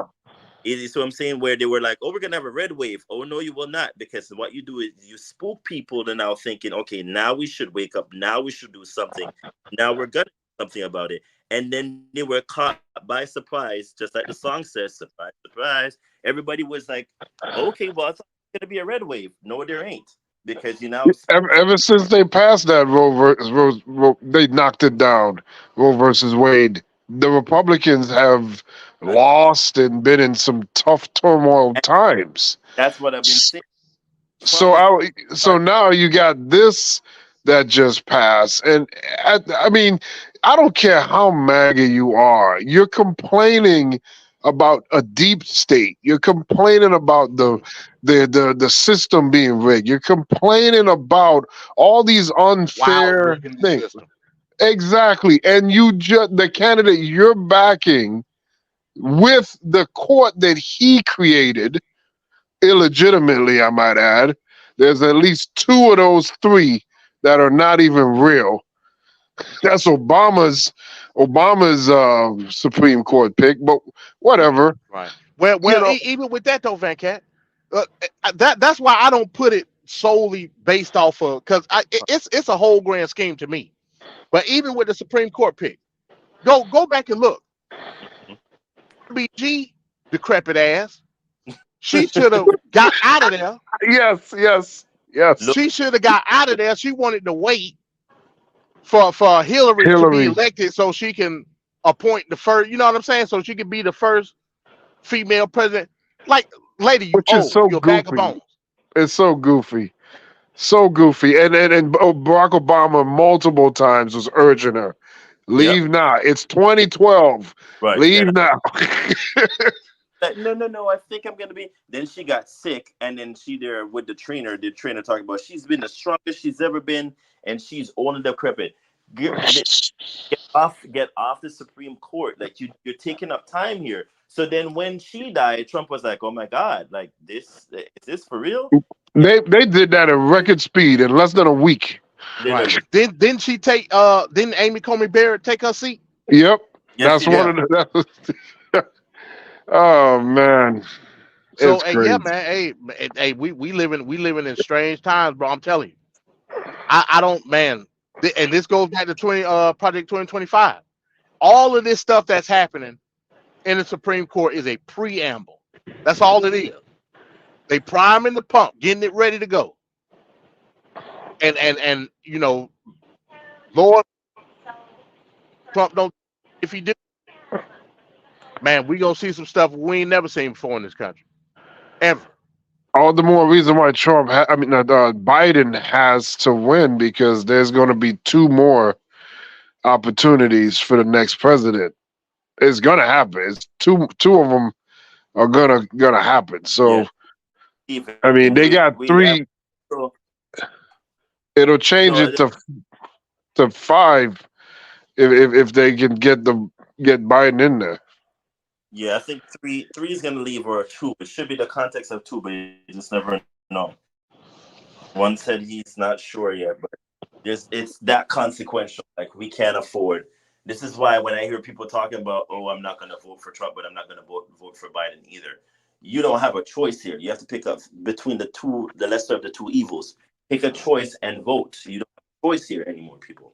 And I don't even like that saying, man. But even I got to admit, yeah, that's what we got to do this election cycle. Yeah, I hate when people say lesser of 2 evils.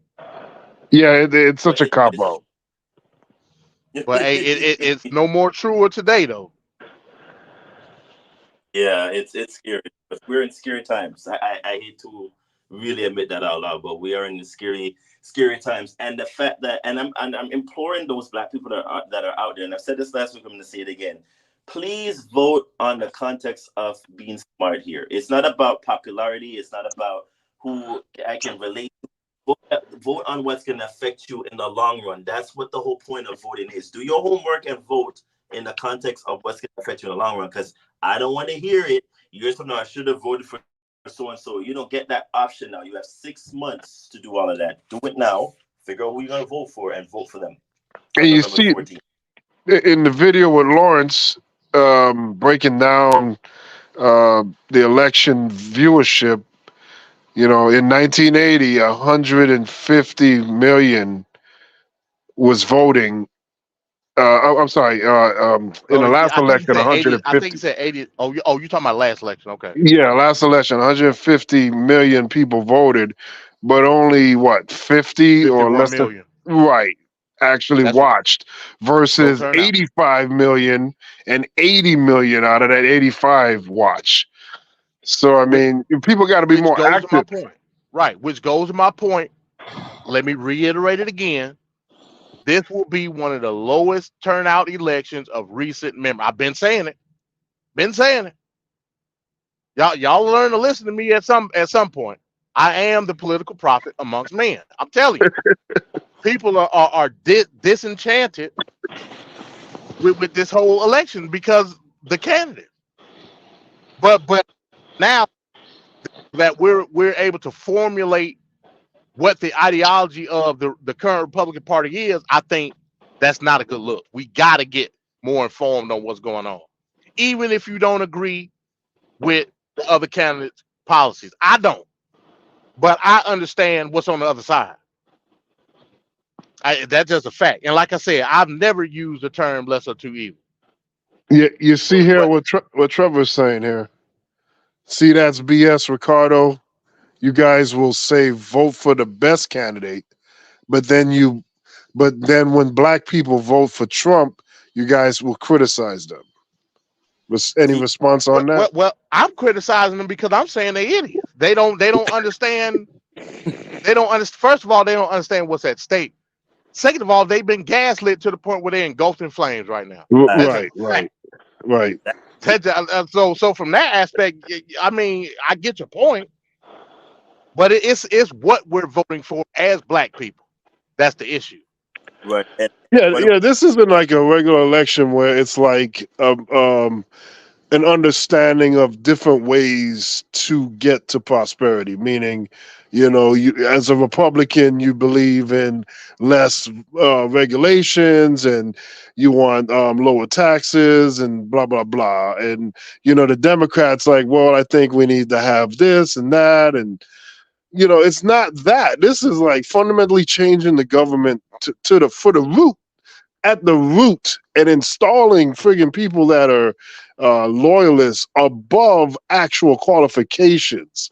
Right. And now you have this poisonous Supreme Court, which is totally compromised. Really, it's totally compromised. And it's under the guise of conservatism, but it's not conservatism.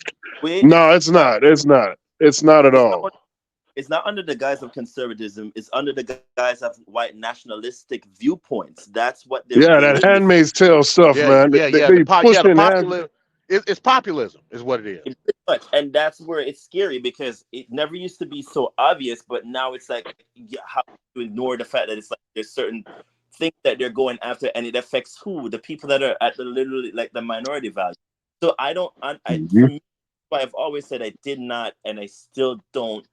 I cannot, in hindsight, support the evangelicals because this is all their fault. They literally went for the whole juggler of, hey, this person is so and so, and then the same point I was bringing up today. I cannot because in hindsight, this man, and no matter how much I say it, he has no conservative values. What do you have in terms of conservatism that will make me vote for you? You literally slept with a porn star. If you were a conservative person, you would literally be like, a married person that have strong Christian values. He has none. Like, why am I voting for somebody that has no conservative value. But then people are going to be like, oh, but I prefer somebody to be factual and true and show their true colors. Bull crap. Because if this was the presidency when we're running years ago, we wouldn't have had so much issues where you're literally digging into a person's past of going, see, he had porno tapes and he had such and such and he slept with so and so. You're literally eliminating the person because they're not of good value and faith. This is why we've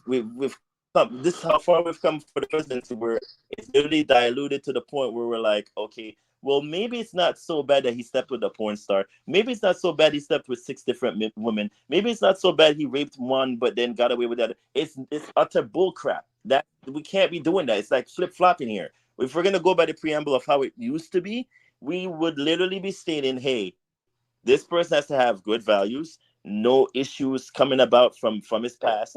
It has to be squeaky clean. Now I don't even know where we stand on this, because it's like, oh, we're just gonna push for the Christian nationalistic values of this country is changing, and we can't tolerate it. We can't. It's crazy. Like, what are we doing? This is nuts. Right. So this whole fascism. For me. Oh, go ahead. No, I think you're breaking up, Ricardo. I don't know why, but go ahead, MD. I hear you clear now. Finish up. No, I was gonna say, if for me to do my citizenship and swear my allegiance to this country, it's quite baffling to even think that we're in this scope of place where we're in frame of mind of things are gonna change on account of we're unhappy because it's changing due to the point of it's not wide enough for certain people anymore. Are you kidding me right now? This is where we're at. So we're gonna push Project 2025 because Mr. White Man over here thinks it's changing too much for him to like comprehend that no matter how much it's changing in scope, I still want it to be how it used to be back then. You cannot do that anymore. The world is completely not the same. It's not. If we're going to think about how it was in the 70s, it's moved so much from the needle from that point until now. Why are we still thinking in that frame of mind and point of view? It's crazy. Like, if that's the case now, then just say it out loud instead of you mumbling underneath your breath. Well, that's the issue. It's being more mass now, and plus you have operatives that relay that sentiment. That's not even white, not even what they call quote unquote WASP, white Anglo whatever it's called. With people like Byron Daniels and Cass Patel. We saw that Megamaniac last week on the show. That what's her name? Valencia, whatever. That lady the Colombian lady, yeah. Valencia Gomez. Yeah.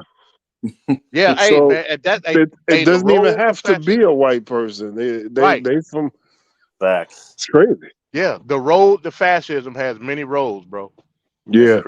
And again, Nazi Germany, when Hitler was spitting his rhetoric, the black people that lived in Germany at the time agree 100% with what Hitler was saying. Yep. So you know, once he took over power, he told them, "Hey, look, appreciate y'all black people for supporting me. We ain't gonna kill you, but we just gonna sterilize you." You know what I'm saying? So, hey, the road to fascism had many paths, bro. That's just what it is. All right, so we should get ready now to go in session because it's that time. Lame duck session. Let's go check it out. That's right. First things first, in this lame duck session. For the United Nations General Assembly to share the extraordinary progress we've made. In less than 2 years, my administration has accomplished more than almost any administration in the history of our country. America's so true.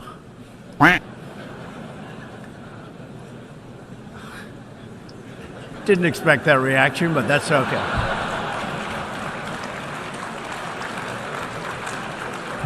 Right. Ladies and gentlemen, we got him.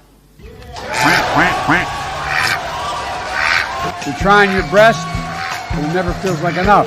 I started having second thoughts almost the moment I sat down on the plane. Lights off! Off! Turn them off. They're too bright. Turn them off. Turn them off. Let's go. Ready?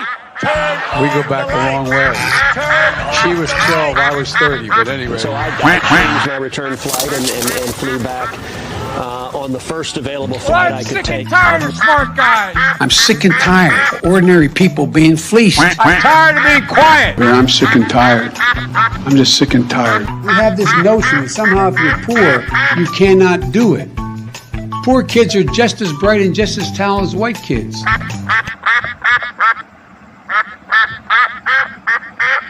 With great power comes great responsibility. These lights are so bright in my eyes that I can't see too many people out there. But I can only see the black ones. I can't see any white ones. You see? That's how far I've come. That's how far I've come. That's a long way, isn't it? These lights. You want to see a bird graveyard? You just go. Take a look. A bird graveyard? Go under a windmill someday. You'll see more birds than you've ever seen ever in your life. For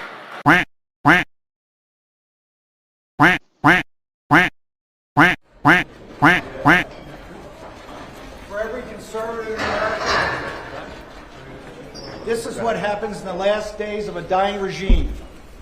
They will never shut me up. They'll have to kill me first. I have not yet begun to fight.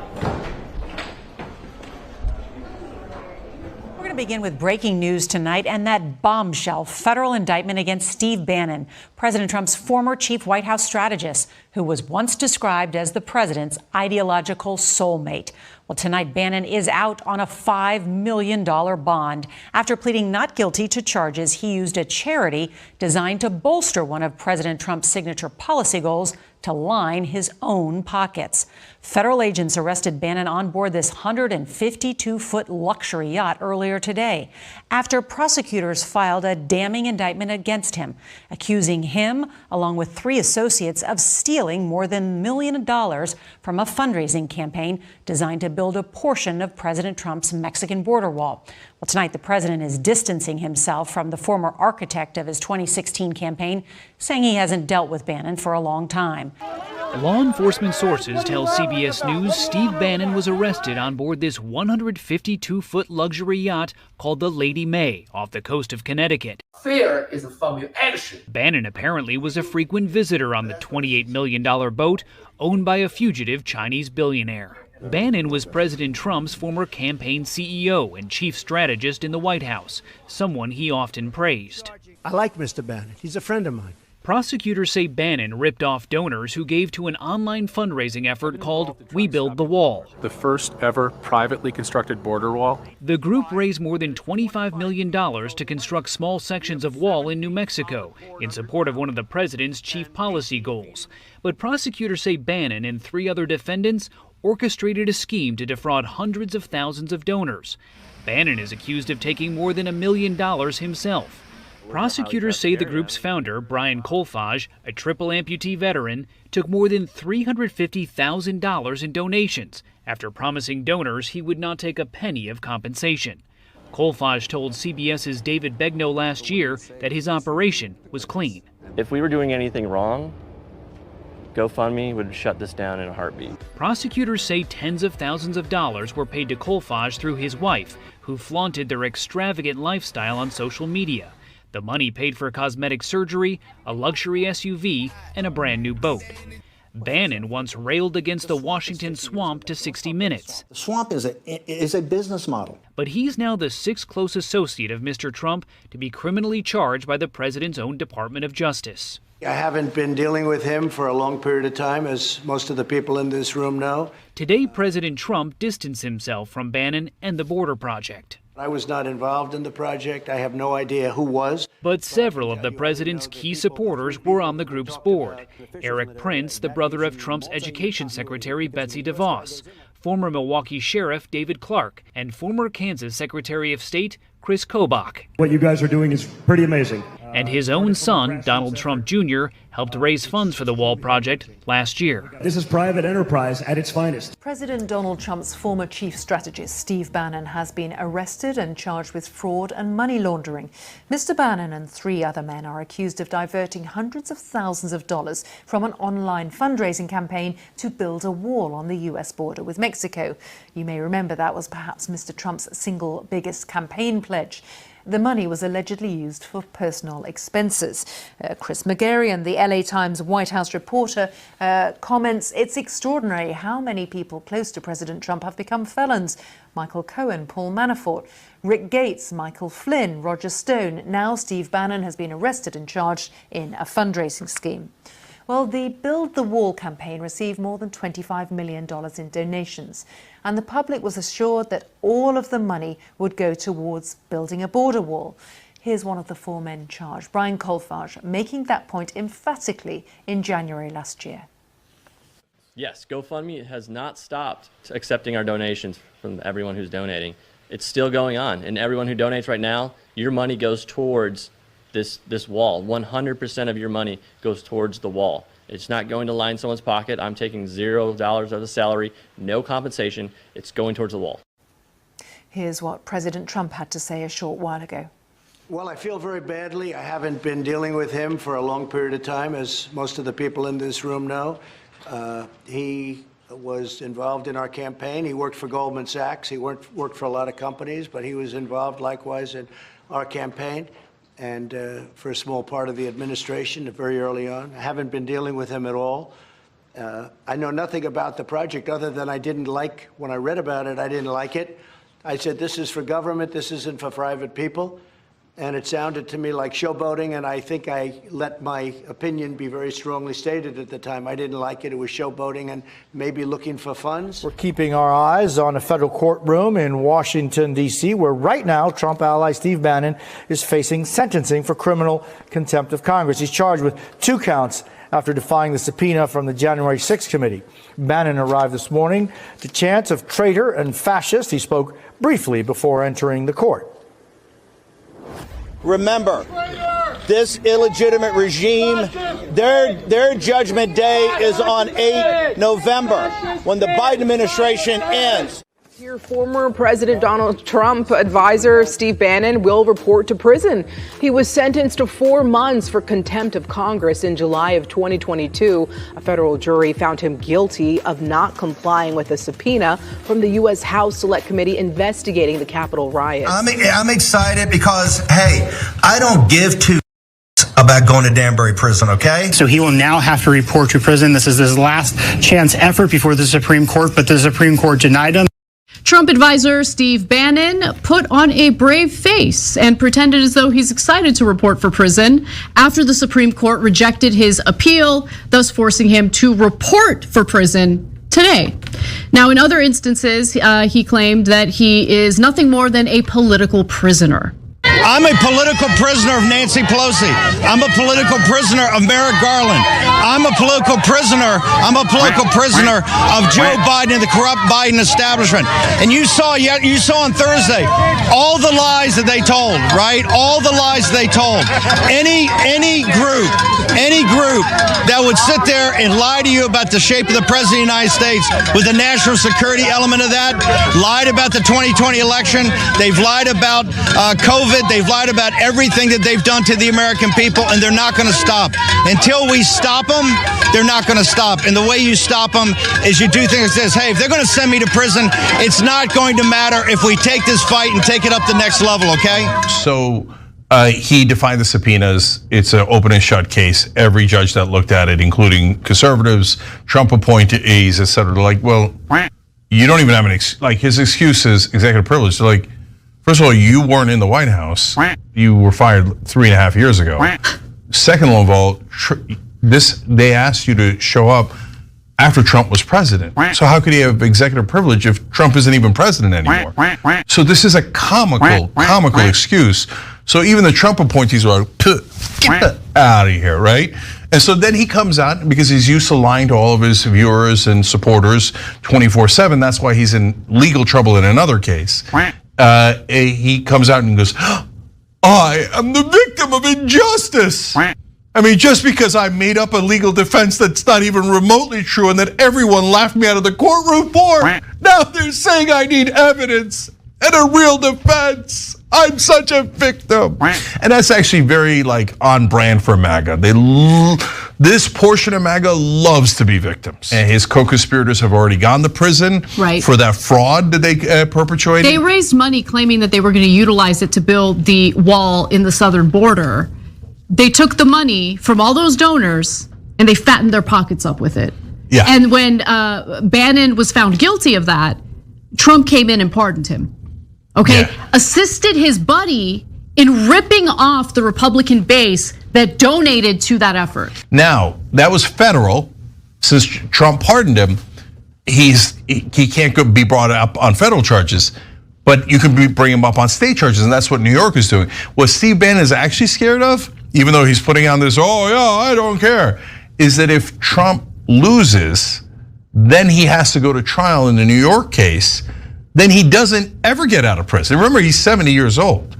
And committing that level of fraud where you're just pretending that you're going to build a wall and just keeping the money, that's significant fraud. You can go to prison for a long, long time. And then you go to a real prison in New York. I mean, Rikers, that ain't nothing to mess with. All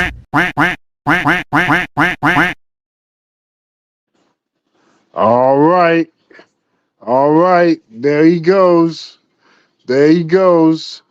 Put the spotlight on lame duck number 45. How fitting. He loves the president, number 45, Donald J. Trump. And now he's lame duck number 45. Trash bag human of the week. Put the spotlight on Steve Bannon.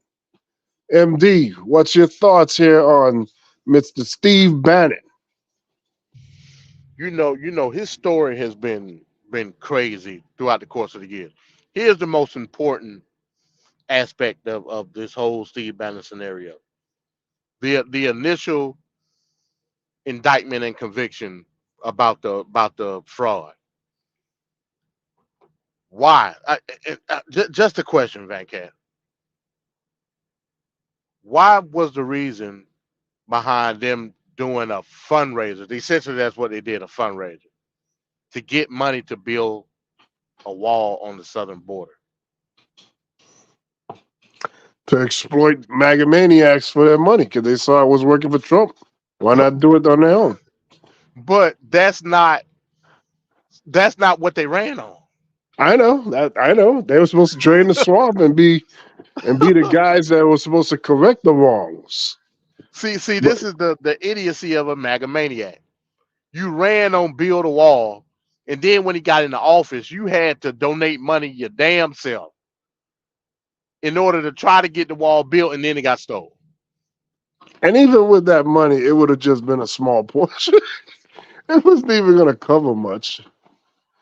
But that's the lunacy that we're dealing with when it comes to the MAGA code.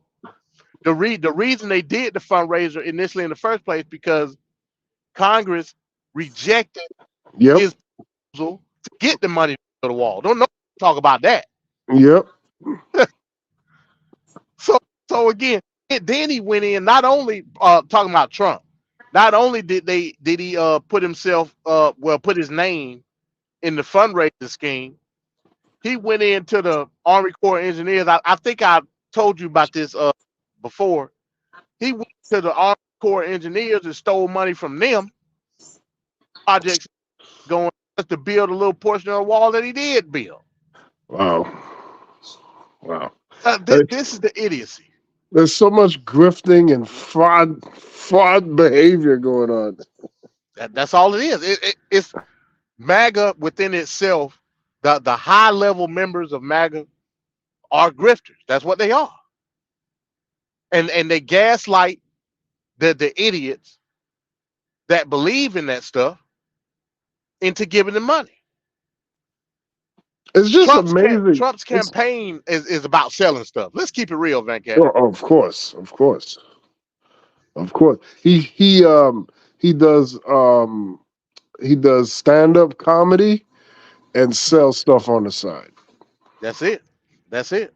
And then with the situation with the J6 committee, everybody knows that your role and your involvement. Again, the book that I previewed specifically goes into a lot of stuff Steve Bannon was dealing with. You knew you was in the wrong. You refused to go testify under the J6 committee. They fire you in contempt, and now you're in now. Which is so senseless. So senseless. I Like mean, if that's how you felt, you're a MAGA maniac, you're a conspiracy theorist. All you had to do was go testify under the J6 committee and say, like a lot of other people, I plead the fifth. Mm-hmm. I'm not going to answer. That's all he had to do, and you could have walked on out, Mm-hmm. and you wouldn't be in this problem. But because you're a MAGA maniac and you feel like you gained some type of rank, because remember, Trump fired you as his political strategy. Let's not forget that. Not only did he fired you while y'all was in the air, high altitude on the airplane, Wow. and then you had to sit there in disgrace and, and await the arrival for the plane to land, and that was it. So again, all of this stuff is crazy, man. Steve, but this is the thing though, Venkat. All of this stuff is happening around the same time. The Supreme Court decision, Bannon getting out. He gets out a couple of weeks prior to the election. Couple of days It's prior to the election. hey, it's like something demonic going on, Venkat. I'm telling you, spooky dookie. Mm-hmm. It's like everything is going to culminate around the presidential election. Yes. And I like I said, I don't want to give bad juju or nothing, but hey, man, like this is something straight out of a horror novel, man. It's crazy. I just can't wait for November to get there. Whether it goes one way or the other, just to get I just want it to be over. Yeah. Oh man. So Ricardo, what do you think here about Steve Bannon, number 45, human trash bag of the week? I mean, there's nothing else left to say about Bannon other than good riddance. Have a wonderful 4 months. Is the 4 months he was prosecuted to go to jail for? How many times or whatever time in there for? He is just one of them people from the get-go that I just didn't like at all. Because he was basically orchestrating Trump to do a whole bunch of nonsensical nonsense under the guise of promoting the white nationalistic viewpoints, and there was some dangerous rhetoric that came from him to the point where him and Trump's daughter didn't even get along. Just to show you, if my kid can't get along with you, there's certainly a cause for concern there. So he had to go, and he didn't even go quiet. He kept complaining and doing the most. And coming to find out now, under the piece that you guys just saw, he did a whole bunch of stuff, and grifting was one of them. But my goodness, you literally promised people and took money from people and didn't do the squat but keep the money for yourself. Like, what are we doing? But what did you expect from the cronies of Trump that he has not been in contact with for the longest time? Like, according to him, it's like, I don't get it. Like, people, when are y'all gonna wake up? Like, Trump has more convicted friends or associates than anybody that I've known as a president for the longest time. Like, you literally see a rap sheet from the lawyers come all the way down to the bodyguards, come all the way down to people that he claims where he were never friends with, and you literally see pictures with him but Bannon this was a long time coming for Bannon. I'm surprised it wasn't a longer sentence than what we saw. But good riddance, man. I'm sick and tired of hearing about his name coming up all the time. He needs to go away for a long period of time. He's just as bad as that Sandy Hook guy. I can't remember his damn name. That is now crying, woe is me, because they're prosecuting him under the guys that he keep making all these allegations about these poor kids that died. Like, do you guys not have a soul? So don't care for Bannon. good riddance. Hope we don't get to hear your name anytime soon, and I hope you don't drop the soap in front of Bubba. That's all I gotta say. All right. All right. Thanks. Thanks, Ricardo. All right. So this pretty much does it for the show today. So I think we need to just get into our final sign off. So I'll let MD go first in his final sign off. Yes, sir. Yes, sir. Great show, man. As always, this was very informative. I think we went deep into our critique of the debate, the things that we saw in the debate. Um, let's see if it's gonna happen again come September. I think that's the most poignant question now. Um, I think Biden should do what he needs to do as soon as possible in order to get out there and I guess you would say alleviate some of the pressure of what the perception is now. I put in the group chat earlier. ProPublica, they just posted a video of an interview that they did with Biden in September 2023. It's raw. They didn't edit anything. I think it was important for them to do that to show, hey, look, when it's no talking points, when it's just straight up, we asking questions. Biden has the capacity, the wherewithal, the knowledge, first and foremost, to articulate himself adequately as president of the United States. I believe that. Like put Trump and Biden on that same platform, just speaking freely. The reason I know that is because when Trump riled him up, that's what he did. He spoke freely, and he did it adequately and clearly and to the point in regards to what the relevancy of the question was. I think he needs to do that as soon as possible. I just saw a report today. Trump is having a phone call with all the Democratic governors of the United States of America. I don't know what that means, but it's happening tomorrow. So I don't know if it's going to be a pep talk. I don't know if it's going to be some type of campaign strategy conversation. I don't know. But I saw it earlier that all the mainstream news pundits was talking about it. I think he need to go on George Stephanopoulos. He need to go on somebody's show and just put it out on the line. Yeah, Bump.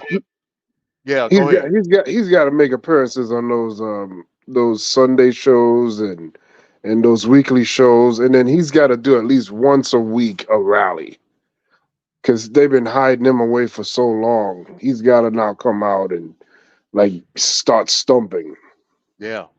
Yeah, yeah. They need to do something. Just for his sake. You know what I mean? So I think that's where we at right now. Check out my latest video again. I got an excerpt from the book Find Me the Votes. Pertinent information in that one chapter alone.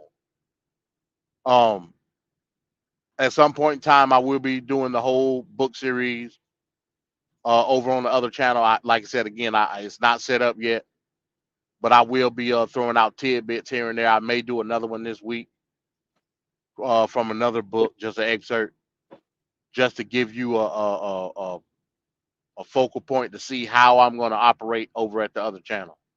But other than that, man, I'll holler at y'all. Yeah, I was looking at that MD this morning on your channel. It's pretty good. I mean, that it's like it's raw and Hey, I'm telling explicit you, and man. I'm telling you, it's stuff in that book that's revealing in regards to how the indictment took place and what was the background of Fannie Willis going through the indictment in the first place. It's revealing. Even in that chapter, just to say real quick, something I did not know. Brian Kemp, he had the election with Stacey Abrams. yep.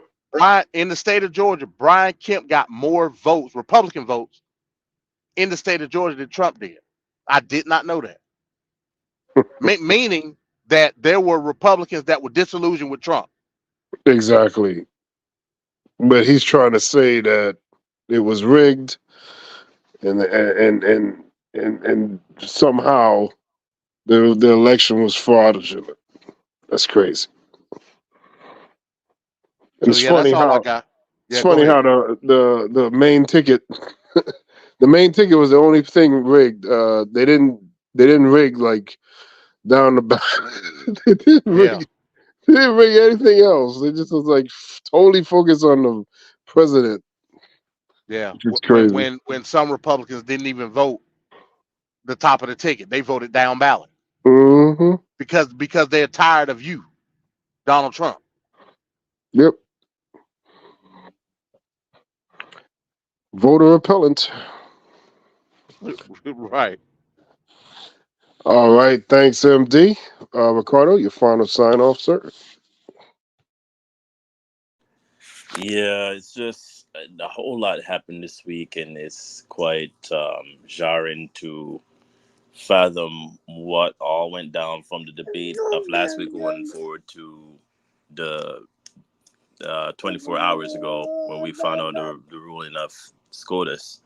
Um, I agree with everybody's sentiments. I think now is time. Now the time has come for the Democrats to now pull out the big kahuna when it comes to Joe. He can't be hiding anymore. Now it's do or die or now or never. He's gonna have to come out swinging, combating everything that Trump has been stating. He has to now come out and literally state the obvious, like, or try to make people remember why they're trying to vote for him or to put him in the position that he needs to be in November 14th. It's that vital. We can't be playing along with this idea now that, maybe he's just like too old, or maybe today it's just the first debate. Like, that's not going to do it for some people. They need reassurance, and it's not just from the Democrat side; it's also from the Republican side. He needs to come out now and do not only shows, but literally do ads. He needs to do everything from now because, Trump is going to be doing his victory lap, and the victory lap that he's about to do is one of them things where the donors are going to come out swinging and all of that. But one thing I will state is that don't I don't want people to get disillusioned or get discouraged out there. Maybe this might be a sign that it might galvanize those that are literally like terrified right now, and I think that might be the only good outcome. Now, again, I can't stress this enough. I'm going to say this to all those people who are unsure. This is just the first debate. There's many debates to come. This one debate is going to be fickle because people are not going to even remember this 3 months from now. There's going to be others, and I'm sure he's going to come out swinging. But go out and vote. Do your homework. Do yourself in the best interest of your fellow Americans and for your country. Vote on November the 14th, not just because it's for the moment. Vote for the long run. That's what you're voting for. You're not just voting for yourself. You're voting for your family members, for your friends, for everybody else. And it's vital that you vote. I don't want to hear the flip-floppiness of, I don't think I'm going to vote. No, go out and vote. It's that important. People have died for you to vote. And it's imperative that you just do your best civic duty possible and vote. And I'm going to leave it at that. Great show. Looking forward to the next one. And peace on out. All right. Thanks, Ricardo. Like to thank everyone on the panel. MD, the political prophet amongst men. Ricardo, of course, Mike, as always. Mr. Straight Talk, Trevor. Uh, thanks to Tequila. Always appreciate her efforts. Thanks for everyone in the chat. We'll be back next week, of course, next Tuesday, 6:30. Check out MD on the Thought Box. God and Government coming soon, usually on Mondays. Once it's back up again. A lot of crazy stuff going on in politics right now. So there's a lot of stories to cover with little Yeah, a lot. time. Hey, It's real quick, Van Cat. Let me ask you one more quick question before we get offline. yep. What do you think about Julian Assange? Just real quick. What do I think about him? Yeah. I don't really think much about him. I mean, he's the one that fled, isn't it? Say what? He's the one that fled, right? Well, yeah. He got released last week. Oh, okay. No, I don't really think much about him. Well, Right. I brought him up just to say real quick. Again, it's almost as if everything is aligning. Oh boy. with Trump, right? I'm just being honest. It's like, remember I said, the stuff with Bannon and the Supreme Court stuff. I think Assange is part of that too. Remember, in the Mueller, yeah, in the Mueller report, Mueller specifically said that Assange was working for Russia. He specifically said it. What do you think Assange is going to do? He don't know nothing else but WikiLeaks. He don't know what else can he do. I believe we will see Assange peek his head up again sometime between now and the election. That's all I'm gonna say. In what capacity, I don't know. I wouldn't doubt it. I mean, I could see that happening. I could definitely. I don't think he can't restrain himself. He might want to do something. That's crazy. That's crazy though. Yeah, that's all I wanted to say. All right. So for everyone here, Straight Talk Society, have a great night. We'll see you next week. Until then, peace. Peace.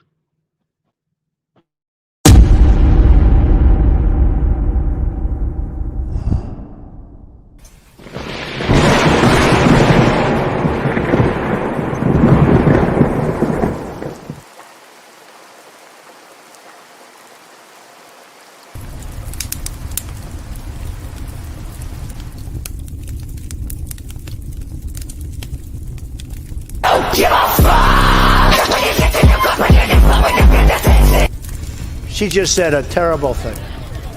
You know what she said? Shout it out, because I don't want to. Okay, you're not allowed to say, and I never expect to hear that from you again. She said, I never expect to hear that from you again. She said he's. That's terrible. Terrible.